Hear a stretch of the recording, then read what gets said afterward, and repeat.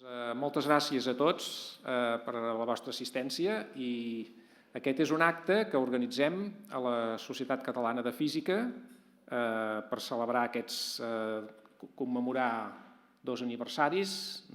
Com sabeu, fa 10 anys, els que no estàvem dins la col·laboració, l'AIGO, vam adonar, vam saber les notícies que s'havia detectat la primera ona gravitacional.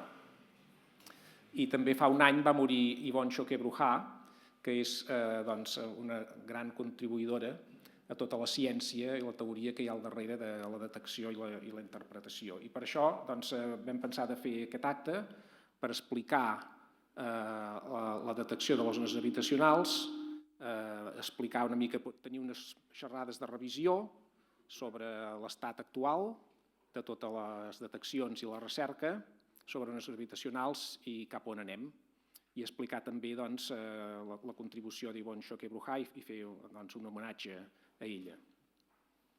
I només us mostraré una làmina abans de deixar pas als que han de fer les xerrades de revisió. Com sabeu, estem parlant d'aquesta detecció des de Hanford i des de Livingston, i tenim el soroll, el senyal detectat en els dos instruments de forma independent, i tenim el model que s'ajusta. I llavors m'imagino que devia ser una joia, va ser una joia per tots nosaltres i també ho devia ser per Yvonne Choquet Bruhat, que quan va anunciar-se, això tenia 92 anys, crec, doncs poder veure aquesta realitat de les ones gravitacionals que arriben i dels forats negres en una binària que les produeixen. Doncs res, ha estat creiem que ha estat simplement volem organitzar aquest acte per fer un homenatge a Choquet Bruhat i per donar a conèixer tot això. Esperem que en les pròximes xerrades puguem veure les contribucions que ella va fer per arribar fins a aquest punt i per anar avançant, perquè actualment encara, com sabeu, és difícil de calcular tots els models possibles d'aquestes ones gravitacionals i d'obtenir tots els templates que es diuen en ajustos. De tot això ens en parlaran posteriorment. Només mencionar-vos també que si voleu contribuir a la societat, doncs us podeu fer membres, allà teniu un tríptic a l'entrada, si no l'heu recollit, que explica què és la Societat Catalana de Física, i els que us vulgueu fer membres. I ja ho deixaré aquí per donar pas als que hem convidat. En primer lloc tindrem a l'Andy Longren, després Sasha Husa, després parlarà Anna Climent i després Roxandra Bondarescu. I esperem que us quedeu en el cafè, puguem xerrar una mica i llavors passar a la xerrada divulgativa d'Isabel Cordero, que ja tenim aquí, que ha vingut especialment de València. Doncs res més, endavant i passem.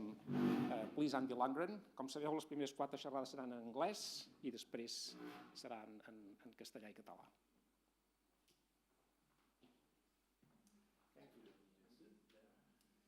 I think all the microphones should work well. Podem passar a la següent presentació, sisplau. Okay. Is this working? I'm not used to giving talks sitting down. Well, thank you very much for the invitation. I'm going to give a mathematical perspective on the detection of gravitational waves. I guess the idea of this talk and how I know Yvonne Choquet Bruhat is that my PhD supervisor, Jimmy York, shared the Danny Heinemann Prize with her for joint and individual work on the initial value problem in 2003. So I never met her, and I never really worked on the same topics, but I always heard stories about how brilliant she was. She was called the Grant Lady, and her textbook and sort of the geometrical perspective on GR was sort of what I heard about all the time.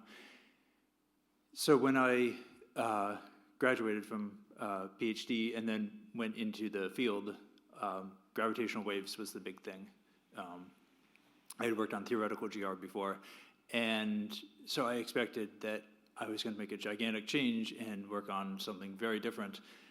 And the funny thing was, I ended up using a lot of these sort of geometrical ideas, the idea of manifolds and embeddings and all that, to solve problems in gravitational wave data analysis in this very funny way, because we're trying to prove GR right by using the math of GR in a totally different way. So I thought I would sort of structure the talk around that. If I had to explain what we do to a mathematician using our shared language, what would I do? And I realize I'm probably talking to a bunch of physicists, but we'll see how this goes. One mathematician.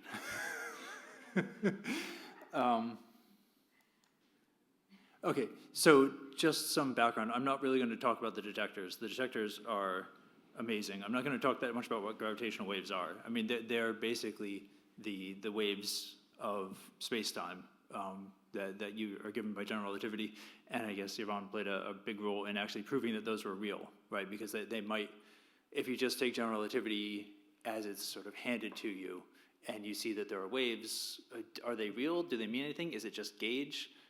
But they propagate at the speed of light, and they solve the initial value problem and all sorts of things.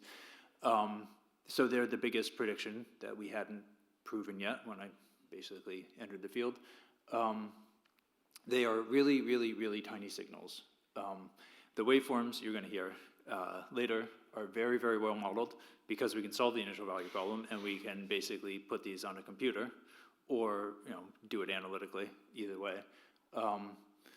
So we have a very, very, very good model for them, but they have unknown times, unknown parameters. You have to search. So we basically have a search problem in massive amounts of noise. The detector output is structured, but it's random. So we need basically the theory of probability in order to handle that.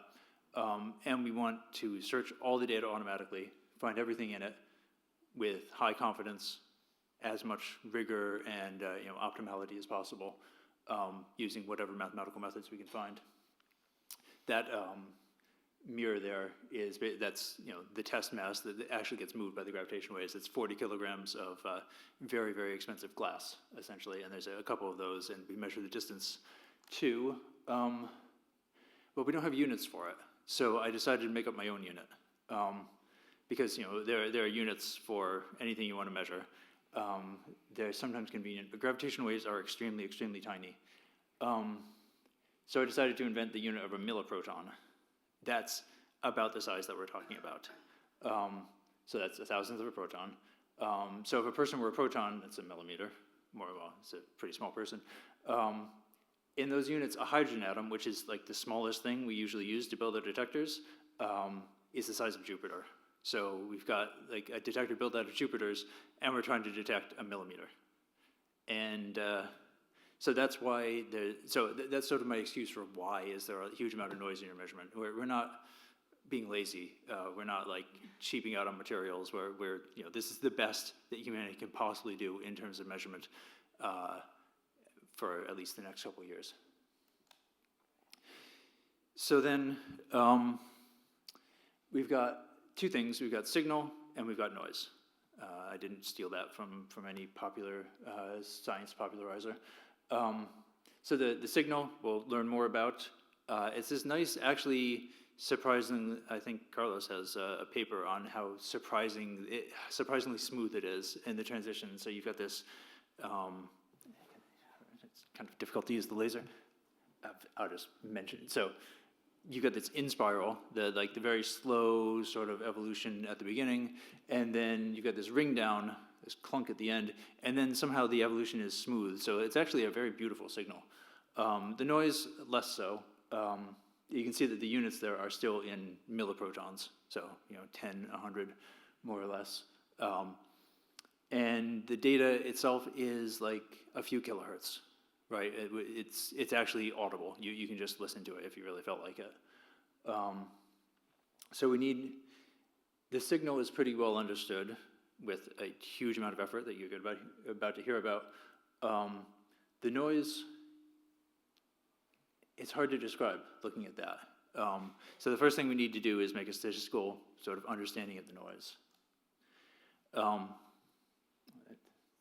That looks like I took it from a paper from 1950 or 1850 maybe, but I don't know why it's so grainy. But the first thing that we want to do is use the Fourier transform. Why do we go into the Fourier basis? Because basically, we don't know when in time things happen, right? The signal could happen today, it could happen tomorrow, or whatever. And the noise actually has a special property that it doesn't really, its statistical properties don't vary in time. So we want something that is the eigenfunction of the time translation operator, or the DDT. And that's basically e to the I omega t. So there's a nice little sort of animation showing you how you can build up a function, a sort of arbitrary function, out of a combination of different sinusoids, right? And so you've basically broken down your data into frequencies, and now, whatever properties it has that are kind of time translation invariant will still show up. So then we take what's in the upper right corner, the time domain noise, and if we translate it into the frequency domain,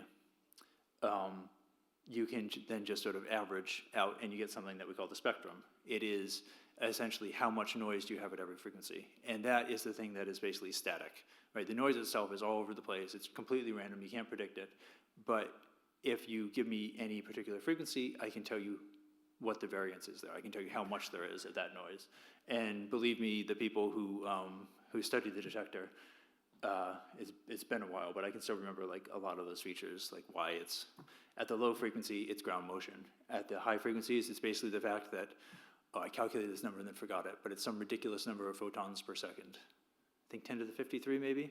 And it's just counting statistics of the fact that we're trying to measure how many photons are in the laser, and we're only accurate to a part in 10 to the minus 20, unfortunately.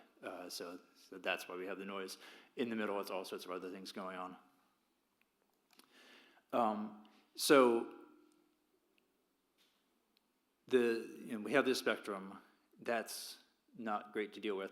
So we want to kind of standardize everything. And what we do is we then just basically divide by the spectrum. We divide the data in the frequency domain by the spectrum so that every frequency has the same amount of power.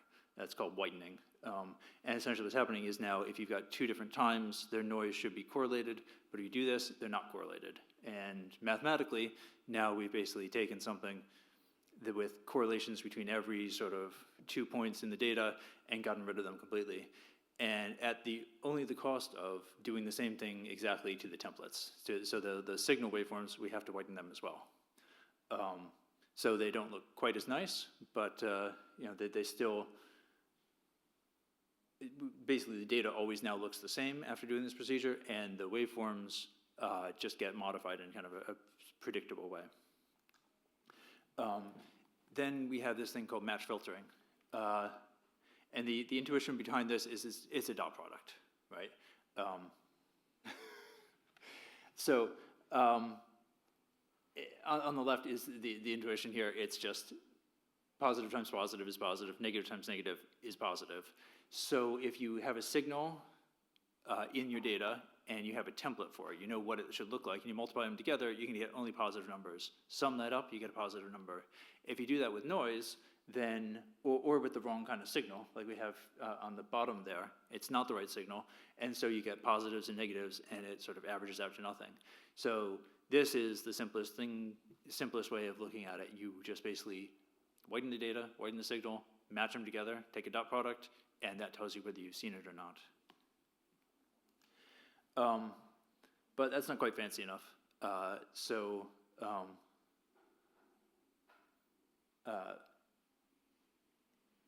We define instead an inner product, which is doing the same thing. You can see it's dividing the A and B, which are just two signals, two waveforms, or it could be data even, and you're dividing them each by the spectrum. The spectrum is sort of it's the square of the amplitude spectrum. So if you divide it twice, you get you whiten both parts of it. So we have an inner product. Now that means basically we're doing a geometric problem. We can now just take this data and treat it as if it's completely a geometric problem, including defining a metric. So one place that you see this is if you try to make the probability distribution of the noise. Then if I define that inner product rather than some other inner product, the noise is just it's called Gaussian, and the inner product is the only thing that determines the probability. Down at the bottom is the definition of kind of what it means to be a spectrum. And so we'll keep that in mind. We've got this inner product, and now if I have any two signals, I can do a couple things here. First of all, with a signal, I can ask, like, how long is the signal? What's the amplitude? And in this case, it's called the SNR. It's how detectable it is. So it's signal-to-noise ratio, how strong is it above the noise. And if you give me one signal and two different spectra, like two different detectors, LISA and LIGO, or LIGO and better LIGO, in the future, you've got a slightly different inner product each time. And so this is not like a uniform amplitude. It depends on what detector you're using and how sensitive it is to your detector. But it allows you to do something which is called making a template. Instead of having just a signal which has any amplitude, you divide it and you make it unit norm. And so now a template is basically something where it doesn't matter how far away it is. So this is what you're searching for. You can't make your detector more sensitive by basically searching for something that's louder. That would be silly. So that's basically what we're searching for. Once you've done that, then if you've got two signals, you can compare their similarity. You basically take the norm of them both and then take the dot product of them. And the maximum that's going to be is 1, and that's only if they're exactly identical. So we've got this similarity, or sometimes we call it the match between two templates. So we can now start to ask,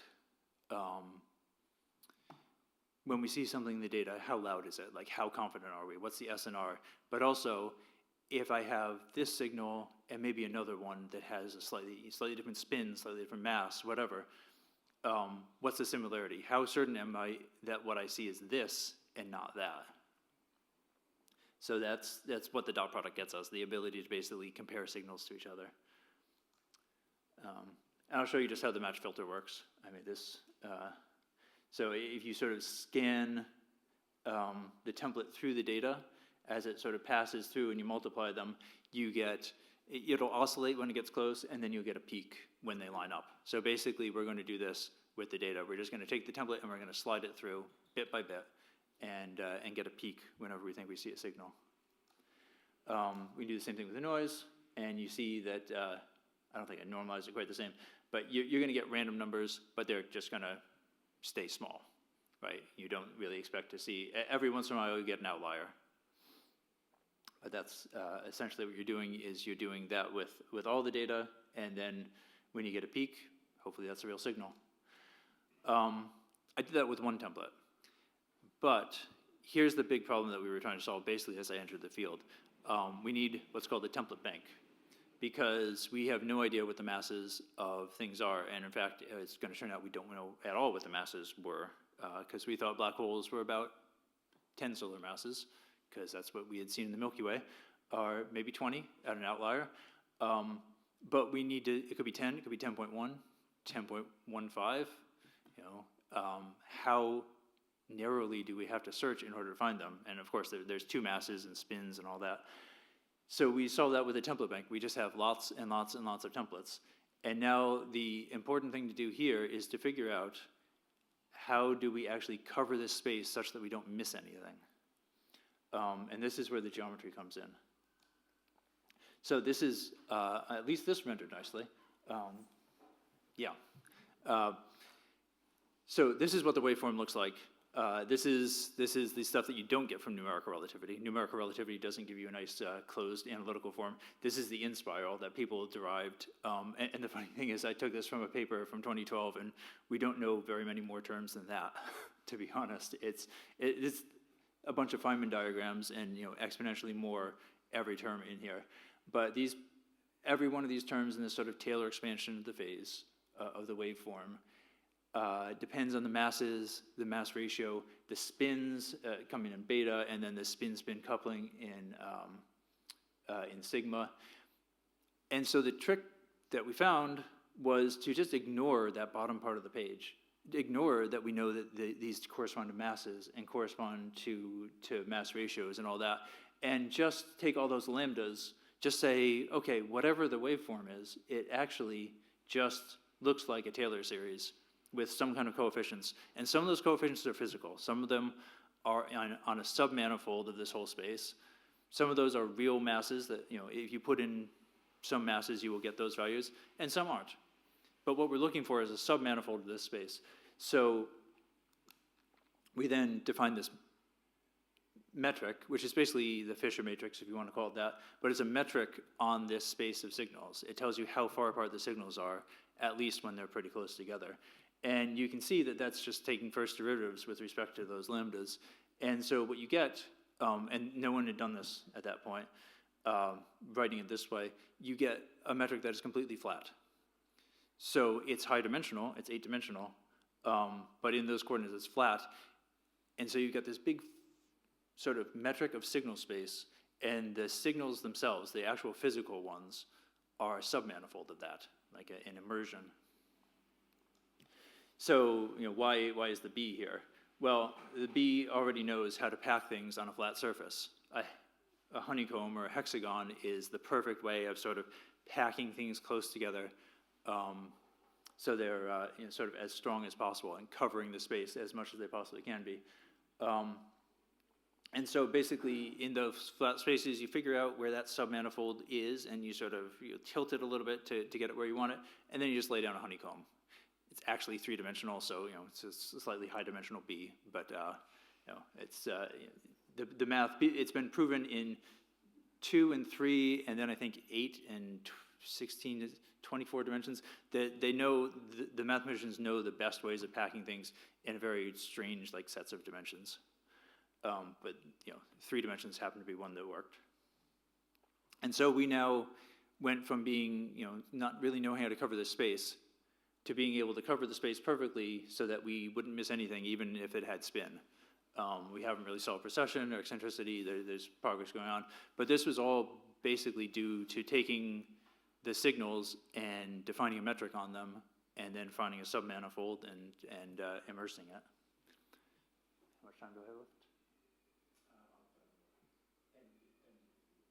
10 minutes? Okay. Sorry, yeah, I can't do math on the fly. Okay, so now we've got a template bank. We basically just, each one of those is a template that we search through the data with, and we look to see what's there. This is sort of a plot from another paper around the time where we kind of show what's going on. We've got this high dimensional space, 8 dimensions, 10 dimensions, whatever. So the data itself is n-dimensional, 1 million points or 10 million. When we get to Lisa, because Lisa is 5 years and sort of sampled at kind of a slow data rate, you'll be able to put everything on a USB stick, I think, and it will be 1 billion dimensional space, but no more than that. Whereas LIGO is probably trillions of dimensions if you take all the data at once. But the signals always, live in just a few minutes of that time. But from that sort of signal space, you then break it down into the submanifold, the things that are of templates, and then you cover that. So then I just thought I'd put this up because it is important. We then need to actually do the search. This is the first search result we had from the initial days of advanced LIGO, essentially 4 days before the beginning of advanced LIGO, to be technical.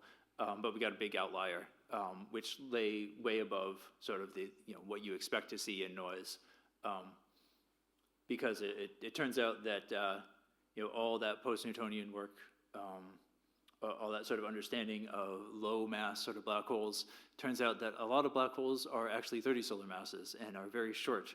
And so a lot of these geometric tricks are actually more for the future, when the detector is even more sensitive, and you don't need such complicated tricks. You just get things that stand out very strongly because they're just such strong signals. I should mention, this is what a signal looks like, and we also, just for completeness, we do take the two detectors at a time and match them against each other to see if there's anything that we're missing, something that numerical relativity or even general relativity doesn't predict. So something that we don't have a model for, but just happens to show up because it looks the same in both detectors. In this case, it's a black hole, so it's found. So we have a template for it. But just to say that if there is something unexpected, we will find that too. I put these a little bit out of order, but yeah, this is just to show that you can look at the data in lots of different ways. This is one of the problems with unknown signals. You don't really know how to, like, do you want to look at it more in the time domain, more in the frequency domain? What's the right basis to break it down on? It's sort of a big question we're always asking, but you always end up with sort of a geometric interpretation of each of these is covering the space just in a different way. This is just one of our detections, the time frequency. So you can see the behavior of a gravitational wave is that, you know, the initial conditions are way off to the left there when you sort of start it. And you can simulate with this with numerical relativity, and then it will give you what the waveform looks like for all the time after that. And it will speed up and sort of merge, and then just make this clunk and then ring down. So I figured I'd end with just going through some of the most recent results. This is partly because I just ran into someone who, you know, had, you know, not paid attention to the field in 15 years, and he's like, "So what have you found lately?" I'm like, "Well, I can't tell you about maybe anything that's not published, but these are the most recent published results from 04. So these are the masses of this is going to be about 300 black holes, maybe. I always lose track of how many are the officially published, and because, you know, we've got some that are just sort of waiting to be published. But yeah, a couple hundred. And you see that the Milky Way would be kind of down in that 10, 20 solar mass area, and you actually do start to see some kind of clumps. There's maybe some clump around, actually, why is there a clump around 20? I'm looking at that, there's not supposed to be.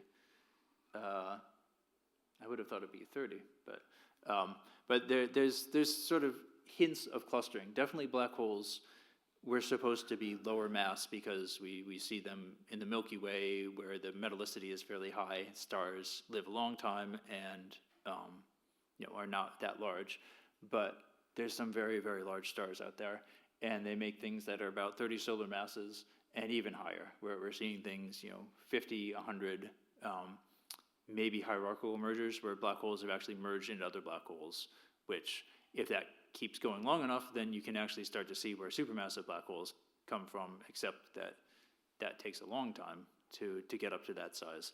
So, but it will definitely populate the universe with sort of a couple hundred solar mass black holes. You see a dearth of things at very low masses, but, you know, there's a few hints of peaks, and even a couple things that are fairly low mass. One interesting thing there is a lot of things are pretty equal mass. They want to sort of, they typically are, you know, they're in binaries because we don't see them unless they actually merge with each other, and they tend to be equal mass.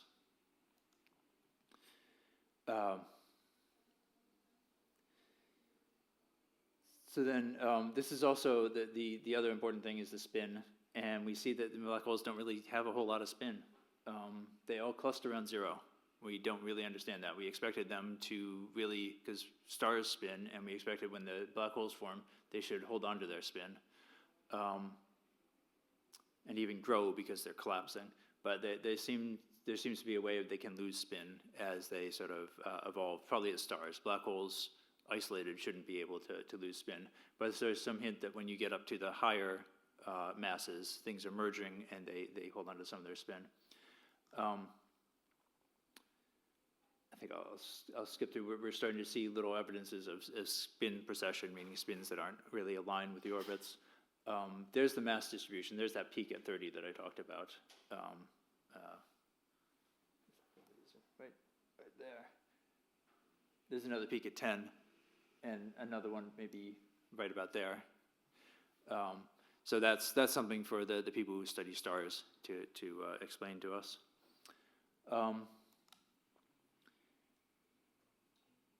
I'll just go quickly through two special events. This was a very recent one that you may have seen. It's just very, very, very loud. It looks very much like our first detection, 30 solar masses, but very, very loud because the detectors have gotten better. And so we can see the ring down pretty precisely. So the ring down is that last part of the signal when the black holes have merged, and now they're one sort of unsettled black hole that wants to become a settled black hole.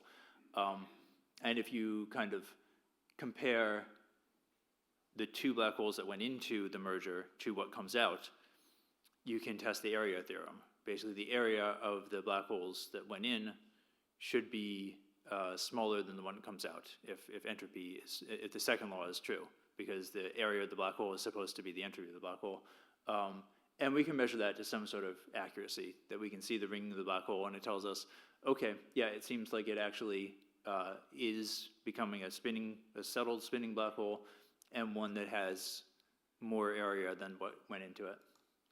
And then the other fun thing is GW 231123, where I said we're supposed to have a merger. That right there does not look like a merger. That's a couple more cycles than you kind of expect from a merger. And so the numerical relativity simulations, I think, kind of struggle to do things like that. Our waveforms kind of struggle to explain to us why anything should look like that. It has at least a lot of spin and a lot of mass, but I wouldn't say we're really certain what this is. So there's sort of hints of, at least we need to keep working on the waveforms and the data analysis, but yeah, the hints of maybe some mysteries coming.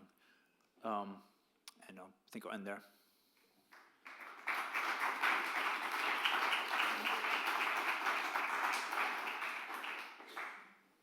Okay, we go for questions.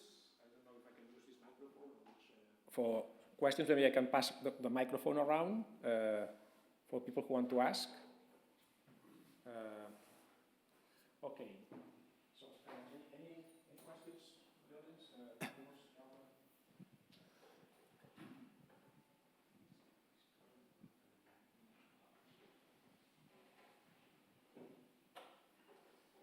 Okay, so Jaume, so you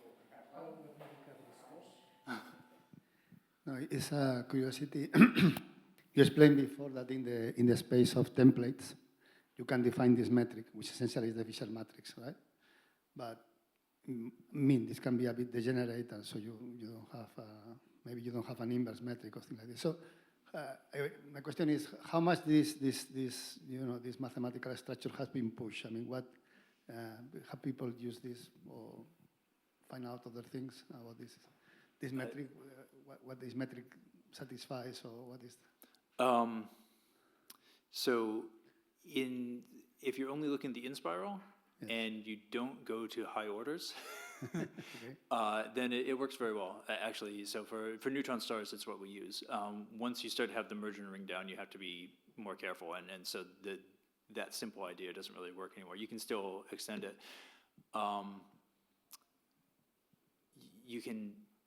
It works for aligned spins. So that's our template bank, right? We have an aligned spin template bank. And yeah, if you end up with degeneracies, you can condition what you need. But basically, tidal terms are, we actually had a paper saying the tidal terms are really difficult because they're sort of high order, and the moments that you want to calculate are difficult. And then things like precession and eccentricity actually just mean that the space is now completely topologically complicated. Like things that are nearby actually aren't nearby because the submanifold actually just curves and goes all over the place. So this is actually a project that I have to understand what sort of math to use when it does start to break down, and how to do that. Thank you. Yeah, so towards the end you mentioned this mystery signal, recent one. So what, I didn't understand. What is your best guess for what that might be? The weird one at the very end? Yeah. Yeah. Two things, and I'm speaking for myself here, not for the collaboration. I've not even paid that much attention after because there's a bunch of others that came out after it. But one possibility is lensing. You can actually have gravitational lensing from something that's sort of in between you and the signal. And what that will do, if you've got a small enough object, is it will actually delay one of the images just enough that they sort of overlap each other. And so you can get it to kind of give you a burst of power at 60 hertz, which is what that is, and a deficit. I think that's not really that well preferred. It's hard to model because you have to know the physics of it, and you need a very small thing. But that was one thing that fit the data. It fits the data pretty well. but the probability of it happening is difficult. The other is just that it really is spinning a lot. It's processing a lot, and you know, it's a very high dimensional space once you get there, and as you get the numerical relativity codes struggle as you get to spins that are almost extremal and all that. And so we don't have, I think, perfect waveforms there. But one of the other questions is whether the noise is fooling us, whether there's something we don't understand about the noise, which is what's obsessing me right now, is like really how do we get the best possible mathematical understanding of the noise as well? Because you know that will start to fool us as we start to see more and more interesting things that are small. My best guess is it's just very massive, very highly spinning, so it's maybe a merger of maybe like a second generation or third generation merger of black holes that just keep building up spin as they go. Following up on John's question, also wanted to ask that this mystery event looks strange because it's almost symmetric, the wavefront. So after there is some oscillation going on after the peak oscillation, right? So yeah. You can see a little bit of in spiral. There's definitely a little bit of in spiral. It doesn't show up that well, and Livingston's always been a little bit more sensitive at the low frequencies than Hanford. that's supposed to be the ring down, the oscillation. Yeah, so that should be the merger and ring down. That's the thing. There's no such real thing as the merger or the ring down. They don't separate that cleanly. Okay, so one more question we have there in the back. Jacopo? Hi. So you say that the chance that this is due to the lensing is very low, right? It's very unlikely. Yeah. And I guess it's even less likely that it's like two overlapping events. Oh yeah, I mean we know what the rate of that is. So yeah, the thing is, if you get something that's small enough but not too small, I think 1,000 solar masses is about what you want at the right sort of viewing angle. Then yeah, you can get that kind of delay, but it has to be just perfect to get exactly that delay that happens right at the merger. So, yeah, difficult to do.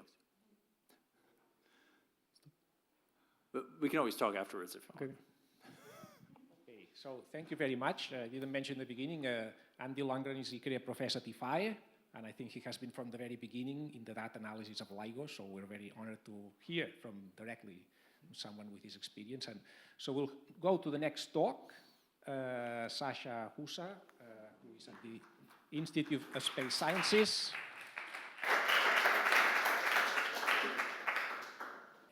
Okay, so first of all, thanks for inviting me for this talk, for this very nice 1 decade of gravitational wave detection. You see the middle picture, of course, is old. The cake was after 2 years. Okay, it's not a new 10-year cake. All right, so let's go into things. I'll start connecting to the things that Andy has told you before in his very nice talk, and then we go a bit more into the waveforms. So to start it off, I wanted to highlight, just give you an idea, a very rough idea of all the wonderful things that we have learned in the last decade from observations with these gravitational wave detectors. So just to indicate, we have learned things about the populations of compact objects. We have measured some spins. We have started to measure even the Hubble constant with gravitational wave signals. So, and many, many, many other things. And so the question that already, oops. That's interesting. How did this happen now? Yeah, well, I can show you my. Yeah, now this is one. Excellent, wonderful. All right, that looks more like it. Okay, so the question that already Andy has told you a little bit about is, so how do we know this? So how do we learn this from gravitational wave data? And it works very, very differently than the standard kind of electromagnetic astronomy that we have been doing for hundreds of years with telescopes in different bands. In standard astronomy, you are learning things from pictures. And so you observe many, many, many vast number of incoherent electromagnetic waves that reach you. And then you can say, for example, in which direction of the sky you have stronger amplitude, stronger intensity, what is the frequency, how the frequency changes as you point your telescope in different directions of the sky. But with gravitational waves, it's very, very different because, for example, especially in the case of a binary, for example, the gravitational wave signal, it tells you something about the bulk motion of this object. So here, this is a picture from the first detection paper. You see this bulk motion of two black holes getting closer together, becoming very close, eventually merging, and the gravitational wave, that the signal that we've already seen before in Andy's talk, it really tells you about this bulk motion. And so because of that, there are many analogies, or it's much closer to hearing than to seeing the type of processing that we do with, the type of measurement that we do with gravitational waves. It's really just you know, how you're listening. You listen, basically you decode the bulk motion of how we generate sound when we hear somebody talking, and this is very, very similar. Now, this first detection was a very, very simple signal. As we've already seen, the more complicated ones. Andy has talked about this one, 1905-21, which is it's so difficult to understand precisely because the waveform is very short. It has very few cycles, so it contains very little information. It's very hard to distinguish the astrophysical signal from the noise fluctuations that you also have. You can have waveforms that are much, much more complicated. So, for example, if you would have a signal that is low mass, so is much longer, and it has both spin precession and orbital eccentricity, it could look like this. This was produced with some post-Newtonian code, so you see very, very complicated. So let's also return very briefly to these things that you have seen some of these pictures before, but I'll try to point out a few new things. So as a data analysis example, let's look again at the first observation. So let's start at the left upper corner. So we see the signal that is taken by the detector. So it has the noise and the astrophysical signal. Then below, for the two detectors, we see the prediction from Einstein's theory, both from numerical relativity and from some waveform models. And then once you subtract this prediction from the data that you measured, you see that essentially just a Gaussian noise remains, which gives you confidence that you have correctly identified the signal, and everything that is left over is just noise. And then for ground-based detectors, the analysis is usually split into two separate parts. First, the detection, and Andy has shown you essentially the same picture. So that the detection is very difficult because now you have to separate the astrophysical signal from some background noise and present the confidence that you have that a certain signal is really of astrophysical origin.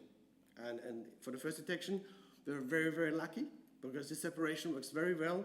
And so with 5 sigma confidence, you can say, yes, there's an astrophysical signal. Once you have made this detection with a template bank, which uses a finite number of signals, as Andy explained to you before, you go to a second step, which we call Bayesian parameter estimation, that you see in the next picture. And what this gives us is the posterior probability distribution for the values of the quantities that we're interested in. In this picture, for example, you see this is a two-dimensional cut, and you see here the probability distributions for the masses of the two components, so M1 on the x-axis and the second mass on the y-axis. So we get that by comparing and optimizing with codes like Markov chain Monte Carlo, what is the best fit and what's the best fit probability distribution using a waveform model. In this case, you can see we actually use two waveform models with exotic names like IMR phenom and EOBNR, whatever that means, okay? And you see that, wonderful enough, they agree quite well in this case, which is very nice, okay? In particular, if it is your first detection. It's nice to have them to agree. Also, which is not the subject of this talk, so I was involved with this IMR phenom model, still involved with that. So that's what I usually do in my daytime job, provide these models for Ligo Virgo and Lisa and so on. And the second one was produced by Michael Pura, which happened to be my first master student. So that's also very nice because I'm kind of involved. And then in order to, what's the math behind that Andy explained to you very nicely, but maybe I can just highlight this again. The basis for the optimal detection, but also the identification of the sources, so this parameter estimation is a technique which is called match filtering, and is based on scalar products between some template and the data recorded by the detector, and have also a movie just not as nice as Andy's, because it loses some fake signal here that you see buried in the noise.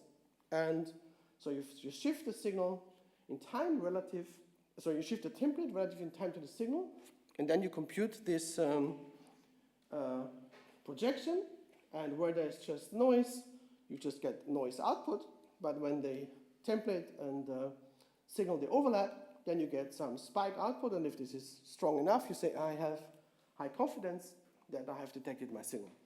A very, very simple basic idea of what's behind this could be this comparison with the kind of apps that maybe you have on your mobile phone. You are sitting in some cafe, there's some song that you like, but you forgot what it is. And so now you record it with your app, and you want to know what is it. And so then there are some algorithms which in detail are quite different, but they have some common features. They're robust against noise, and they will compare the noisy sound that you hear in the cafe with a database of all possible songs, and it will tell you which one is the most likely. Okay? In spirit, a very similar data analysis problem.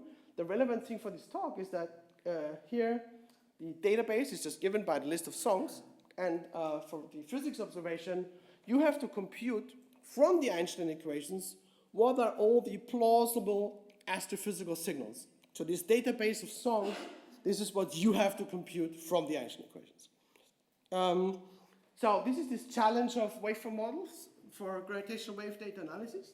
So you have to describe the signal for all astrophysically plausible parameter space, in principle of all signals, but everything that we have detected so far is consistent with coalescing compact objects, so let's just focus on those. If you have black holes, things are relatively simple, thanks to the simplicity of general relativity, and you only have 9 intrinsic parameters, which is surprisingly little, because this system has formed in a complicated way from stars, which are very complicated objects, but once they're black holes, just 9 parameters remain: the mass ratio, 2 spin vectors, and 2 quantities for the eccentricity. The mass, the total mass, is also very important for observations, but for general relativity, it's just a scale parameter that you can apply afterwards, and you scale the result with the mass. Apart from black holes, there can be many further complications. If you have neutron stars, there's very complicated microphysics. You can have environmental effects, maybe accretion disks that these black holes plunge through. You can have exotic physics, effects beyond general relativity.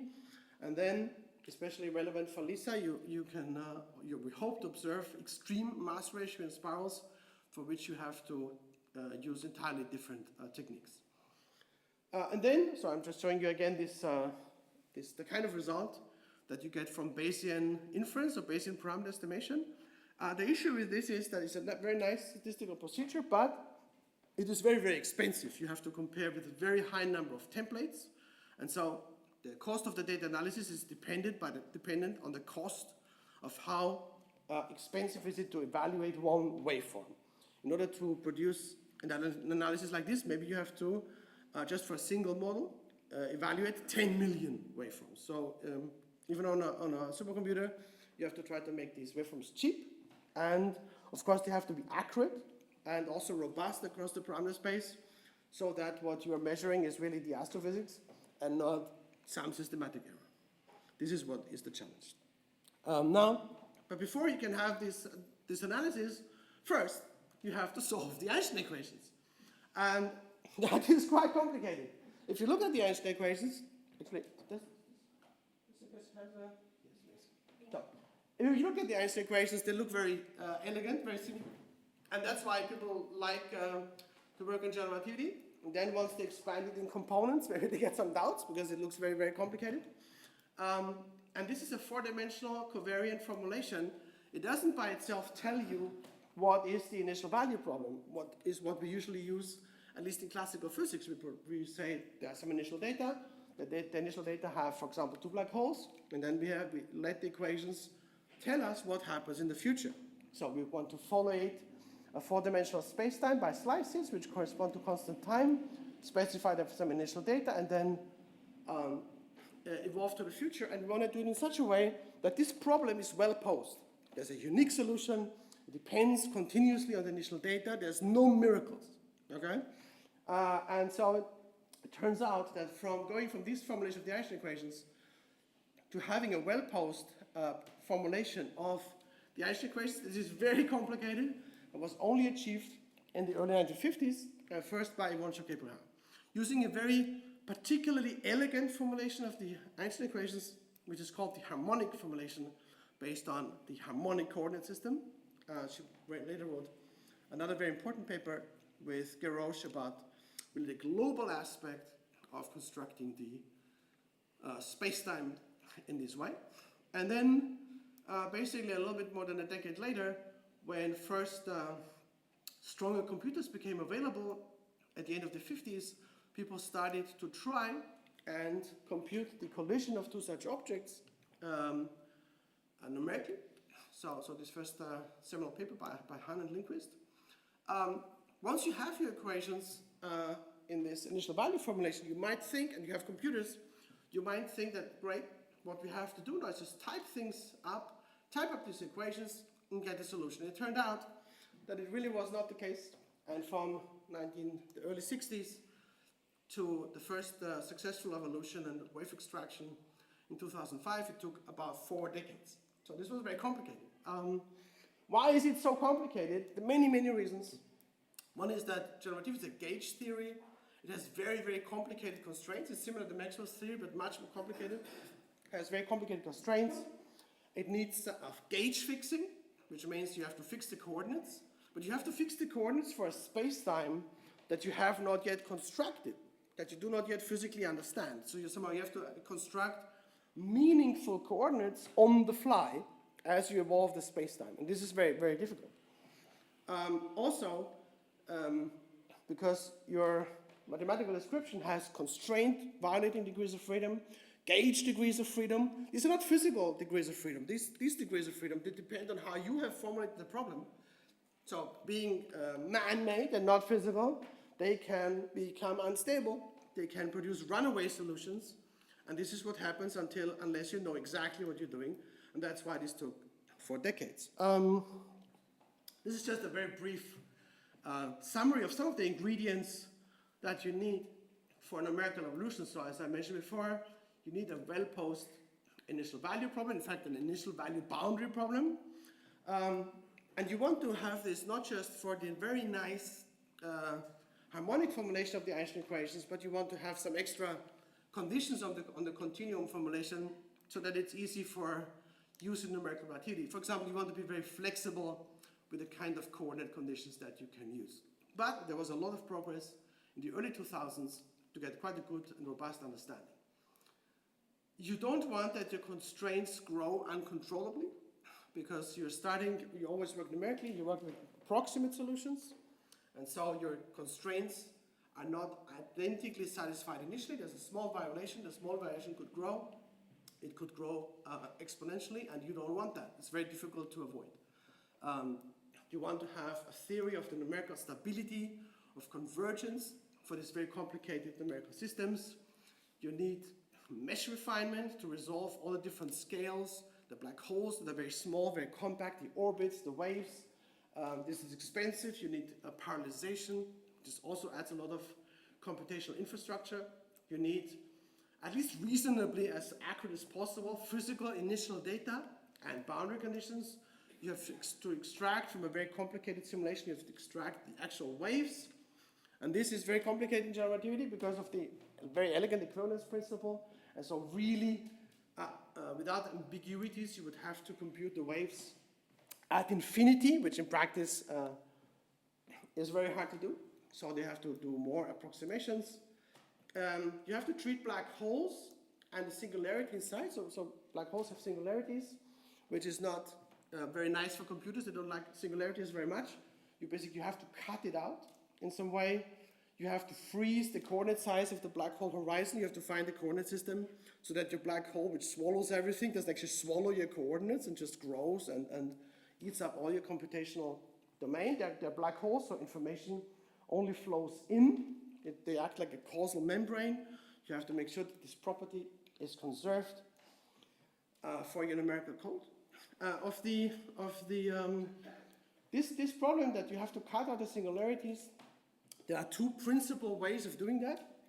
One is spatial excision. So you just cut holes in your computational domain. Because it's black holes, all the information is flowing inside. So you could just cut holes, but cutting holes in your complicated computational domain is actually very difficult to evolve. So this has problems. Or you use something that is quite elegant also in Einstein's theory. You don't work, you don't do excision with your space coordinates, you do with your time coordinates. So here we have a cartoon of the four-dimensional space-time in 2 dimensions. So this is time equals constant, time equals constant, time equals constant. And since you're free to choose your coordinates, you can make your coordinates slow down just around the singularity so that your time equals constant slices that just never reach the singularity. This is called temporal excision or singularity avoiding slices. It took a long time to develop this, to develop it in practice. And then you need coordinate conditions that find approximate symmetries. You can use any kind of coordinate system to describe the Einstein equations, but if your coordinates don't adapt to the simplicity that you had, black holes are approximately time independent, they're approximately axisymmetric. During the in-spiral, you have another symmetry which is called helical symmetry. If you don't adapt to these symmetries, you just end up with a horrible mess of numbers that your computers will not be able to evolve accurately. So a lot of the game is really not so much in the computational infrastructure, which is very complicated, but in the analytical formulation of smart coordinate conditions that guide you to the simplest possible solution. All right, so having said that, and remembering in particular the work of Yvonne Choquet Bruhat, when he really has to state that we are standing on the shoulders of giants whenever we work with whenever we try to identify signals in gravitational wave detection, not just the instrument, the data analysis, not just numerical relativity, but also general insights that have been developed over many decades in general relativity and also mathematical relativity. There's a solid foundation that we are standing upon, and without this, it would just not be possible. All right, now, how are we doing with time? That will speed up a bit, I guess. So, just a very short timeline here. So the LIGO project was founded in 1992. 1993, there was this very important breakthrough by Chopwick to find critical collapse. There was this big grand challenge project in the US to provide waveforms, which failed. The first LIGO run was in 2002, and at the same time, there was the success of just very approximately compute how much energy is lost in an equal mass merger without spin. So basically, LIGO was built and started running without any idea, concrete idea, how the merger of black holes actually works. Okay, and because it was still not possible to obtain waveforms, it was entirely unclear whether full GR, nonlinear GR, in all its glory, particular numerical solutions of full GR, whether they will have anything to contribute to gravitational wave detection. Maybe we would just use post-Newtonian and that would be fine forever. The black holes that we found, they were much heavier, the mergers are more pronounced, and that's why this picture then changed a lot. There was this big breakthrough in 2005 by Pretorius, which was really a surprise breakthrough after these 4 decades of things not really working. And the initial orbit is about half an orbit, but they're not very impressive waveforms. But then things, they really took off. Yeah, this is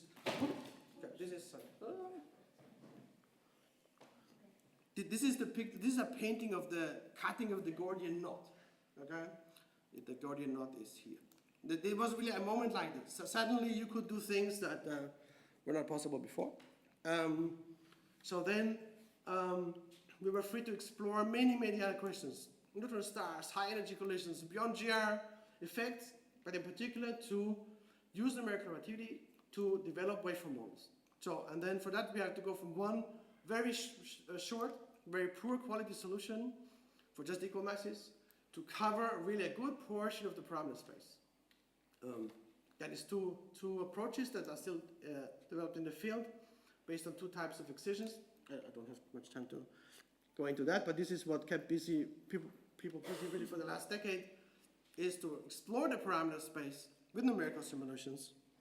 Let's explain what this is. But this is not enough, because, for example, when things look like in the first detection, you have very few cycles. You can describe this by numerical relativity.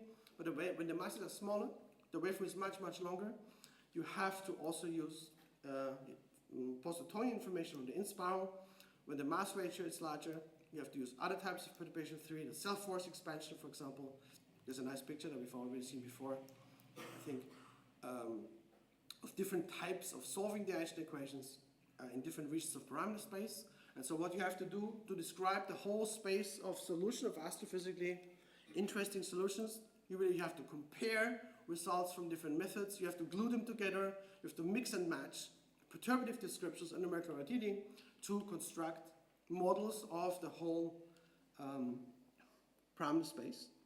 Initially, it was completely unclear how difficult this would be. Maybe it was going to be very, very difficult. Okay, and then as soon as people had the first few simulations, it turned out that maybe that is not too hard. So this is one of the first parameter studies, for example. This is essentially mass ratio, and this is the recoil velocity, which is astrophysically quite interesting.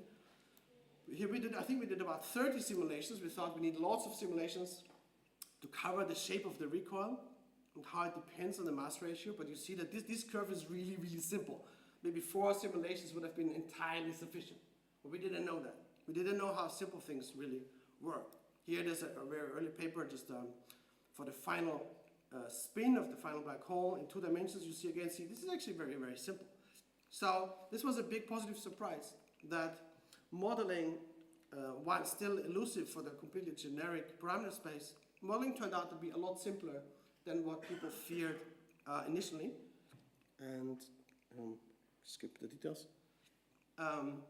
So how does it then actually work? Just very briefly, the standard recipe. So first of all, you always have to model simple functions. Split your signal into spherical harmonics, amplitudes and phases, the energy maybe, the radiated energy. Simple pieces of information. And the main game is really to carefully choose which pieces of information you want to model across the parameter space. You have to choose whether you work in the frequency domain or the time domain. Both have advantages and disadvantages. And then you basically have to do 2 steps. First, you have to discretize your signal, which has infinite, these are functions, they have infinite dimension as functions. You have to reduce them to a finite dimensional parameter space by discretizing them in some way. Maybe introducing some phenomenological ansatz, grid them up in time, construct some fancy basis functions, whatever you want to do. And then first you have to fit these ansatz to each waveform in your catalog, maybe numerical relativity catalog. You get a large set of generalized coefficients, and then you have to fit these across the parameter space. Okay? These 2 steps, of which there are many, many, many variants. And the only thing that you have to do when you do that is you avoid underfitting and overfitting. You want to extract as much information from the numerical data that you have, but without overfitting. And that's what you do. This is what you can. This is what you can do in many, many, many different ways. That's why now there are very different families of waveform models. The different groups have been developing for the last 10, 15 years that are in use. And I don't want to go in the detail in the interest of time. They're called EOB, effective on body, phenom, which is more a phenomenological description of the waveform itself, or surrogate models, which are methods to interpolate in a very smart way very high dimensional parameter spaces. All these methods have different trade-offs, different strengths, but the great thing is that together with really exemplary synergies with perturbative methods, post-Newtonian, black hole perturbation theory, self-force, but then of course on the other side also data analysis, there has been a continuous development, mostly within the LIGO-Virgo Kagra collaboration, to develop these models, make them open source, test them, review them, maintain them, and contribute to the interpretation of the results. Latest physics additions, for example, memory, eccentricity by precession, environmental effects, and so on. So with that, I want to skip this and just leave you with the conclusions. Thank you very much.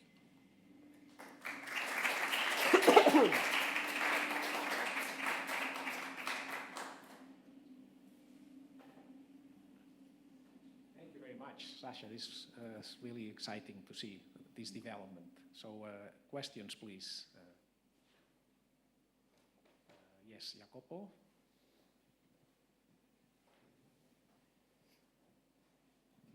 So yeah, I was very surprised, probably because of my ignorance. So, did I understand correctly that until 2005 we didn't know what was the waveform that was predicted by a so we people had lower order post-Newtonian description than what they have now, but people didn't really know. So there was some work by trying to resum certain post-Newtonian equations in this effective one-body framework, and these waveforms that looked pretty similar to what we have now, but also it was kind of heuristic, so it wasn't clear how accurate that would be. It wouldn't really have been accurate enough, but it gave a pretty good idea of what the things look like, but we didn't know for sure.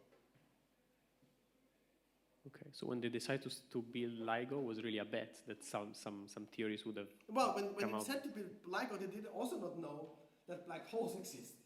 Okay, so the idea to have LIGO funded was to say for sure we will detect binary neutron stars because we know they exist, and we have the waveforms and we know that these objects exist. So the seller was this. Binary black holes was somehow the icing, the possible icing on the cake. Now, of course, things have changed a lot because we detect a lot more binary black holes than neutron stars.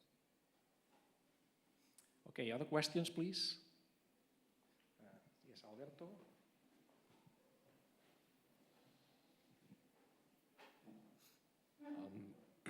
Sorry, which are the next challenges in terms of waveform modelings that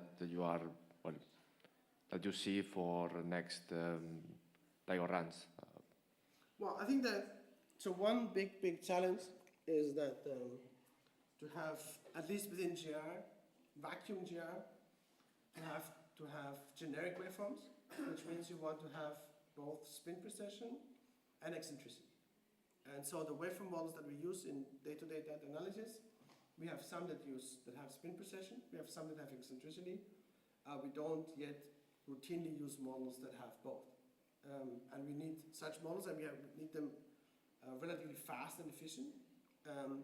Why we need that? So first of all, both spin precession and eccentricity are important markers for the population channels. So for example, really misaligned spins or eccentric orbits, you only expect to see them when the two objects interact relatively late in the inspiral, for example in a dense globular cluster, which is a possible scenario of how these binaries form, but we don't know. So we have to measure that. If you only model either precession or eccentricity, you can also have degeneracies between these two effects, and you can really only say something definite if you're able to routinely model both effects in your model. And that's what people are working on now, and I think we'll have several of these models, I would say, by the mid-end of the year, and have them included in analysis. I think that's one important goal. And the other thing is, of course, that we have to work harder on calibrating these like subdominant effects, like for example precession, to calibrate this to NR, to have them more accurate, so that when we see objects which are really high mass, for example, where you see the merger and they are precessing, like this GW1123, that we have sufficiently good models to understand those. And the other thing is, of course, that now we are split between working for the current generation of ground-based detectors, but we're also preparing for the Einstein telescope. We're preparing for LISA, so we have much higher SNR, which means we have to have much more accurate models. And we also have many more signals, in particular for AT, so they have to be computationally more accurate. And we need new data analysis methods for these detectors, which we have to develop and test. And so also developing the waveform infrastructure for these future detectors, that's another big challenge. Okay, thank you.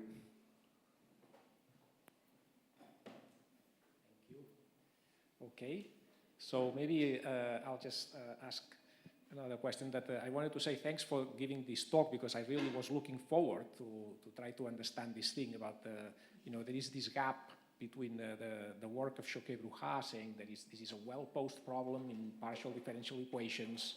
There is a solution of these gravitational waves produced by merging black holes.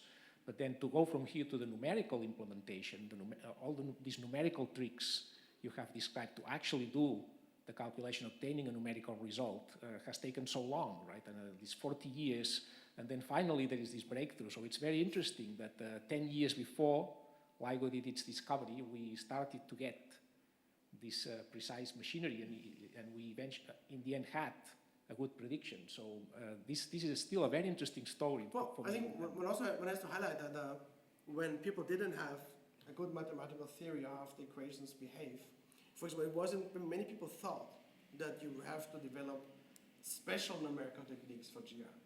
Okay? That maybe it's not working because you really need very special numerical techniques.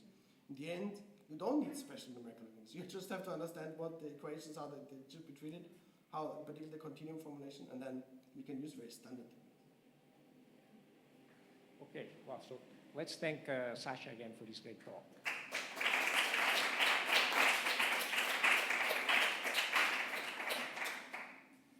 And so next we go to Anna Climent's talk, thank you. So Anna Climent is coming from the Institute of Cosmos Sciences at the University of Barcelona, where she's working on her thesis with Roberto Amparan, right? Okay, so can you hear me? Yes? Okay. So thank you very much to the organizers, Jordi, to make this possible. It's an honor to be here giving a talk in this series of talks dedicated to Yvonne, whose work in general relativity has opened a full window for research and also to understand better the nature of our world. So it's true that I'm a PhD student at the University of Barcelona, and I'm in my last year. Mainly my PhD is about quantum gravity, but it's true that I have always been very, very curious about the shape or the nature of space-time. And nowadays, I think that the most important measurement that we have to really check that the space-time is as we imagine is the detection of gravitational waves. This is why I couldn't resist in also dedicating my time in my research in learning about gravitational waves. So I'm here to talk to you about numerical relativity waveforms for gravitational wave observation. So it's true that we are very lucky because since the 40s we know the dynamics of our universe. So we are very lucky because we know how the heaviest objects in the universe move. And this is very important because then we can make predictions. And we know this because we know about general relativity. General relativity is the theory that tells us that how we have to think about space-time and also gravity.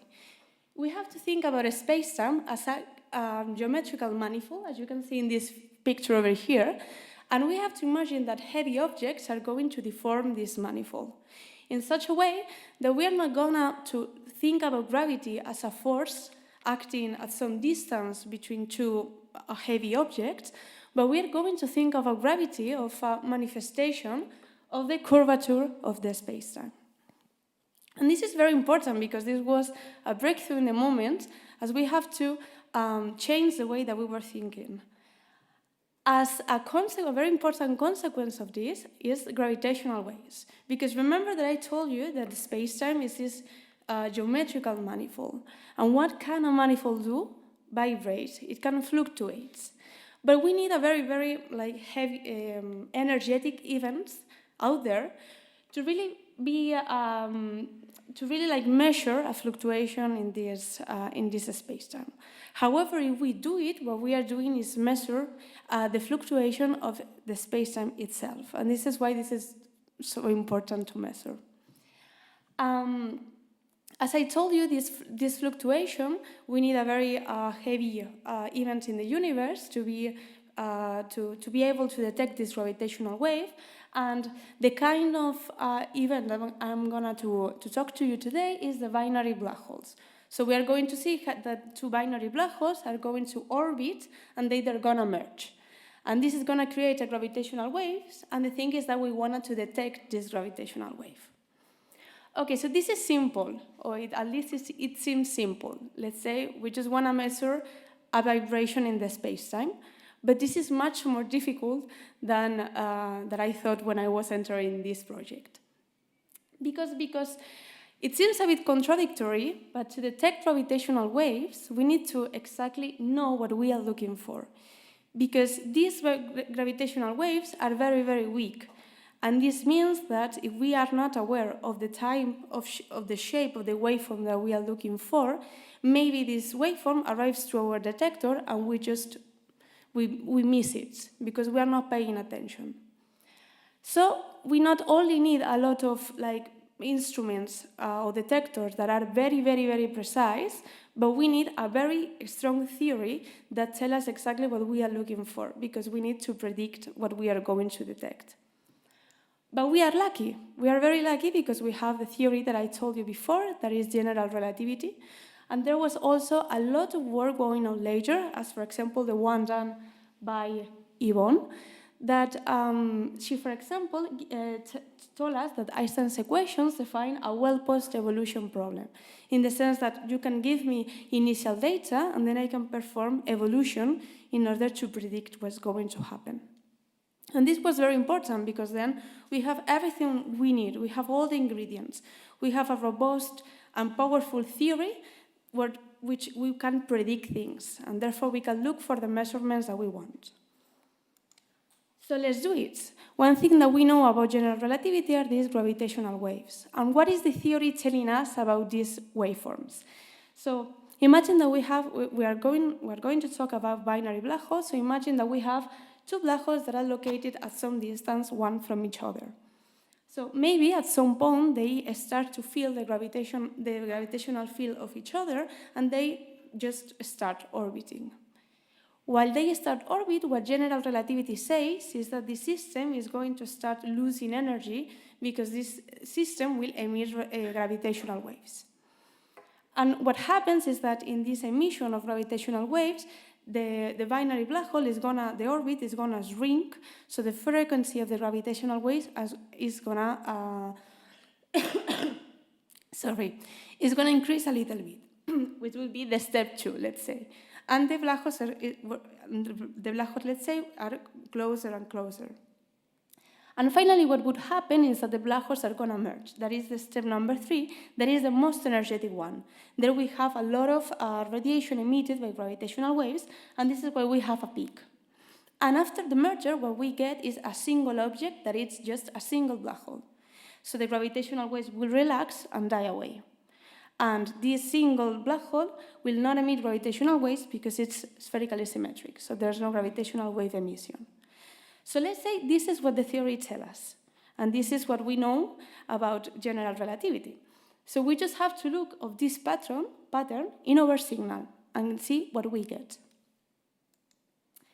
However, it's not that easy as it seems, because the actual data that we get in our detector is not the one that I showed you before, it's this one over here.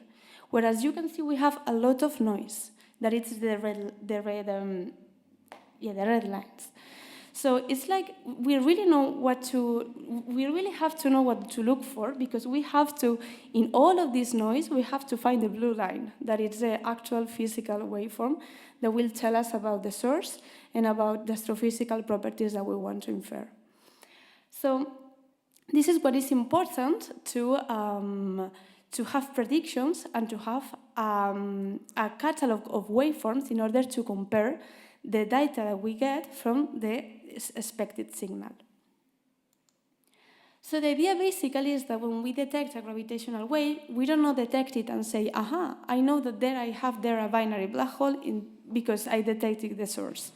It's not like that, it's more indirect, in the sense that we say, okay, I have this data, and I'm going to take how similar is this data with an expected signal. And this is why it's important to have a waveform catalog, in the sense that the scientific community, what we want to do is to create a lot of waveforms, which will be a lot of gravitational waves, and then be able to compare the data that we get from this catalog. And when I mean compare, is really look for statistically significant correlations. To say, okay, these two waveforms are very similar, then I know the source, because this waveform that I have simulated is a binary black hole with some features, and then I know that this is the source that I'm detecting in my detector. So basically, the idea is that we are going to solve Einstein's equations for realistic astrophysical systems, as many as we can, then create all my waveforms, and then be able to say, to compare the data to these signals that I have simulated. So in the title of my talk was, it was written numerical relativity. So as far as I told you now, there is no numerics. And I'm going to show you exactly why we need this numerical relativity. Also Shasha told about this in the previous talk. So we know a lot of general relativity as a theory that tells us about this dynamical, the dynamics of our universe. But it has a feature, and is that it's very, very complicated, because it's extremely nonlinear, and we can do things, of course, but in particular, in those areas where we have weak gravity regimes, we can do linear approximations, as we saw in the first talk, and it's good, they give the correct answer, but the thing is that when we have regimes of a strong gravity, these linear approximations are no longer valid, and we need more. But we don't have analytic solutions. For example, in all the story of the gravitational wave emission that I told you at the beginning, for example, when we have the black holes that are separated from each other, then there we can do linear approximations, the post-Newtonian approximations that we saw in the first talk.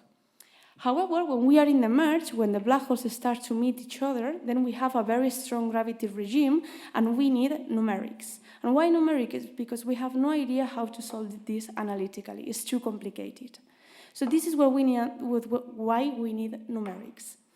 So if I want to, let's say, recover all my waveform through the end, through the part where I'm left with one single black hole, I need 100% sure to do numerics, okay? And this is where numerical relativity plays a role.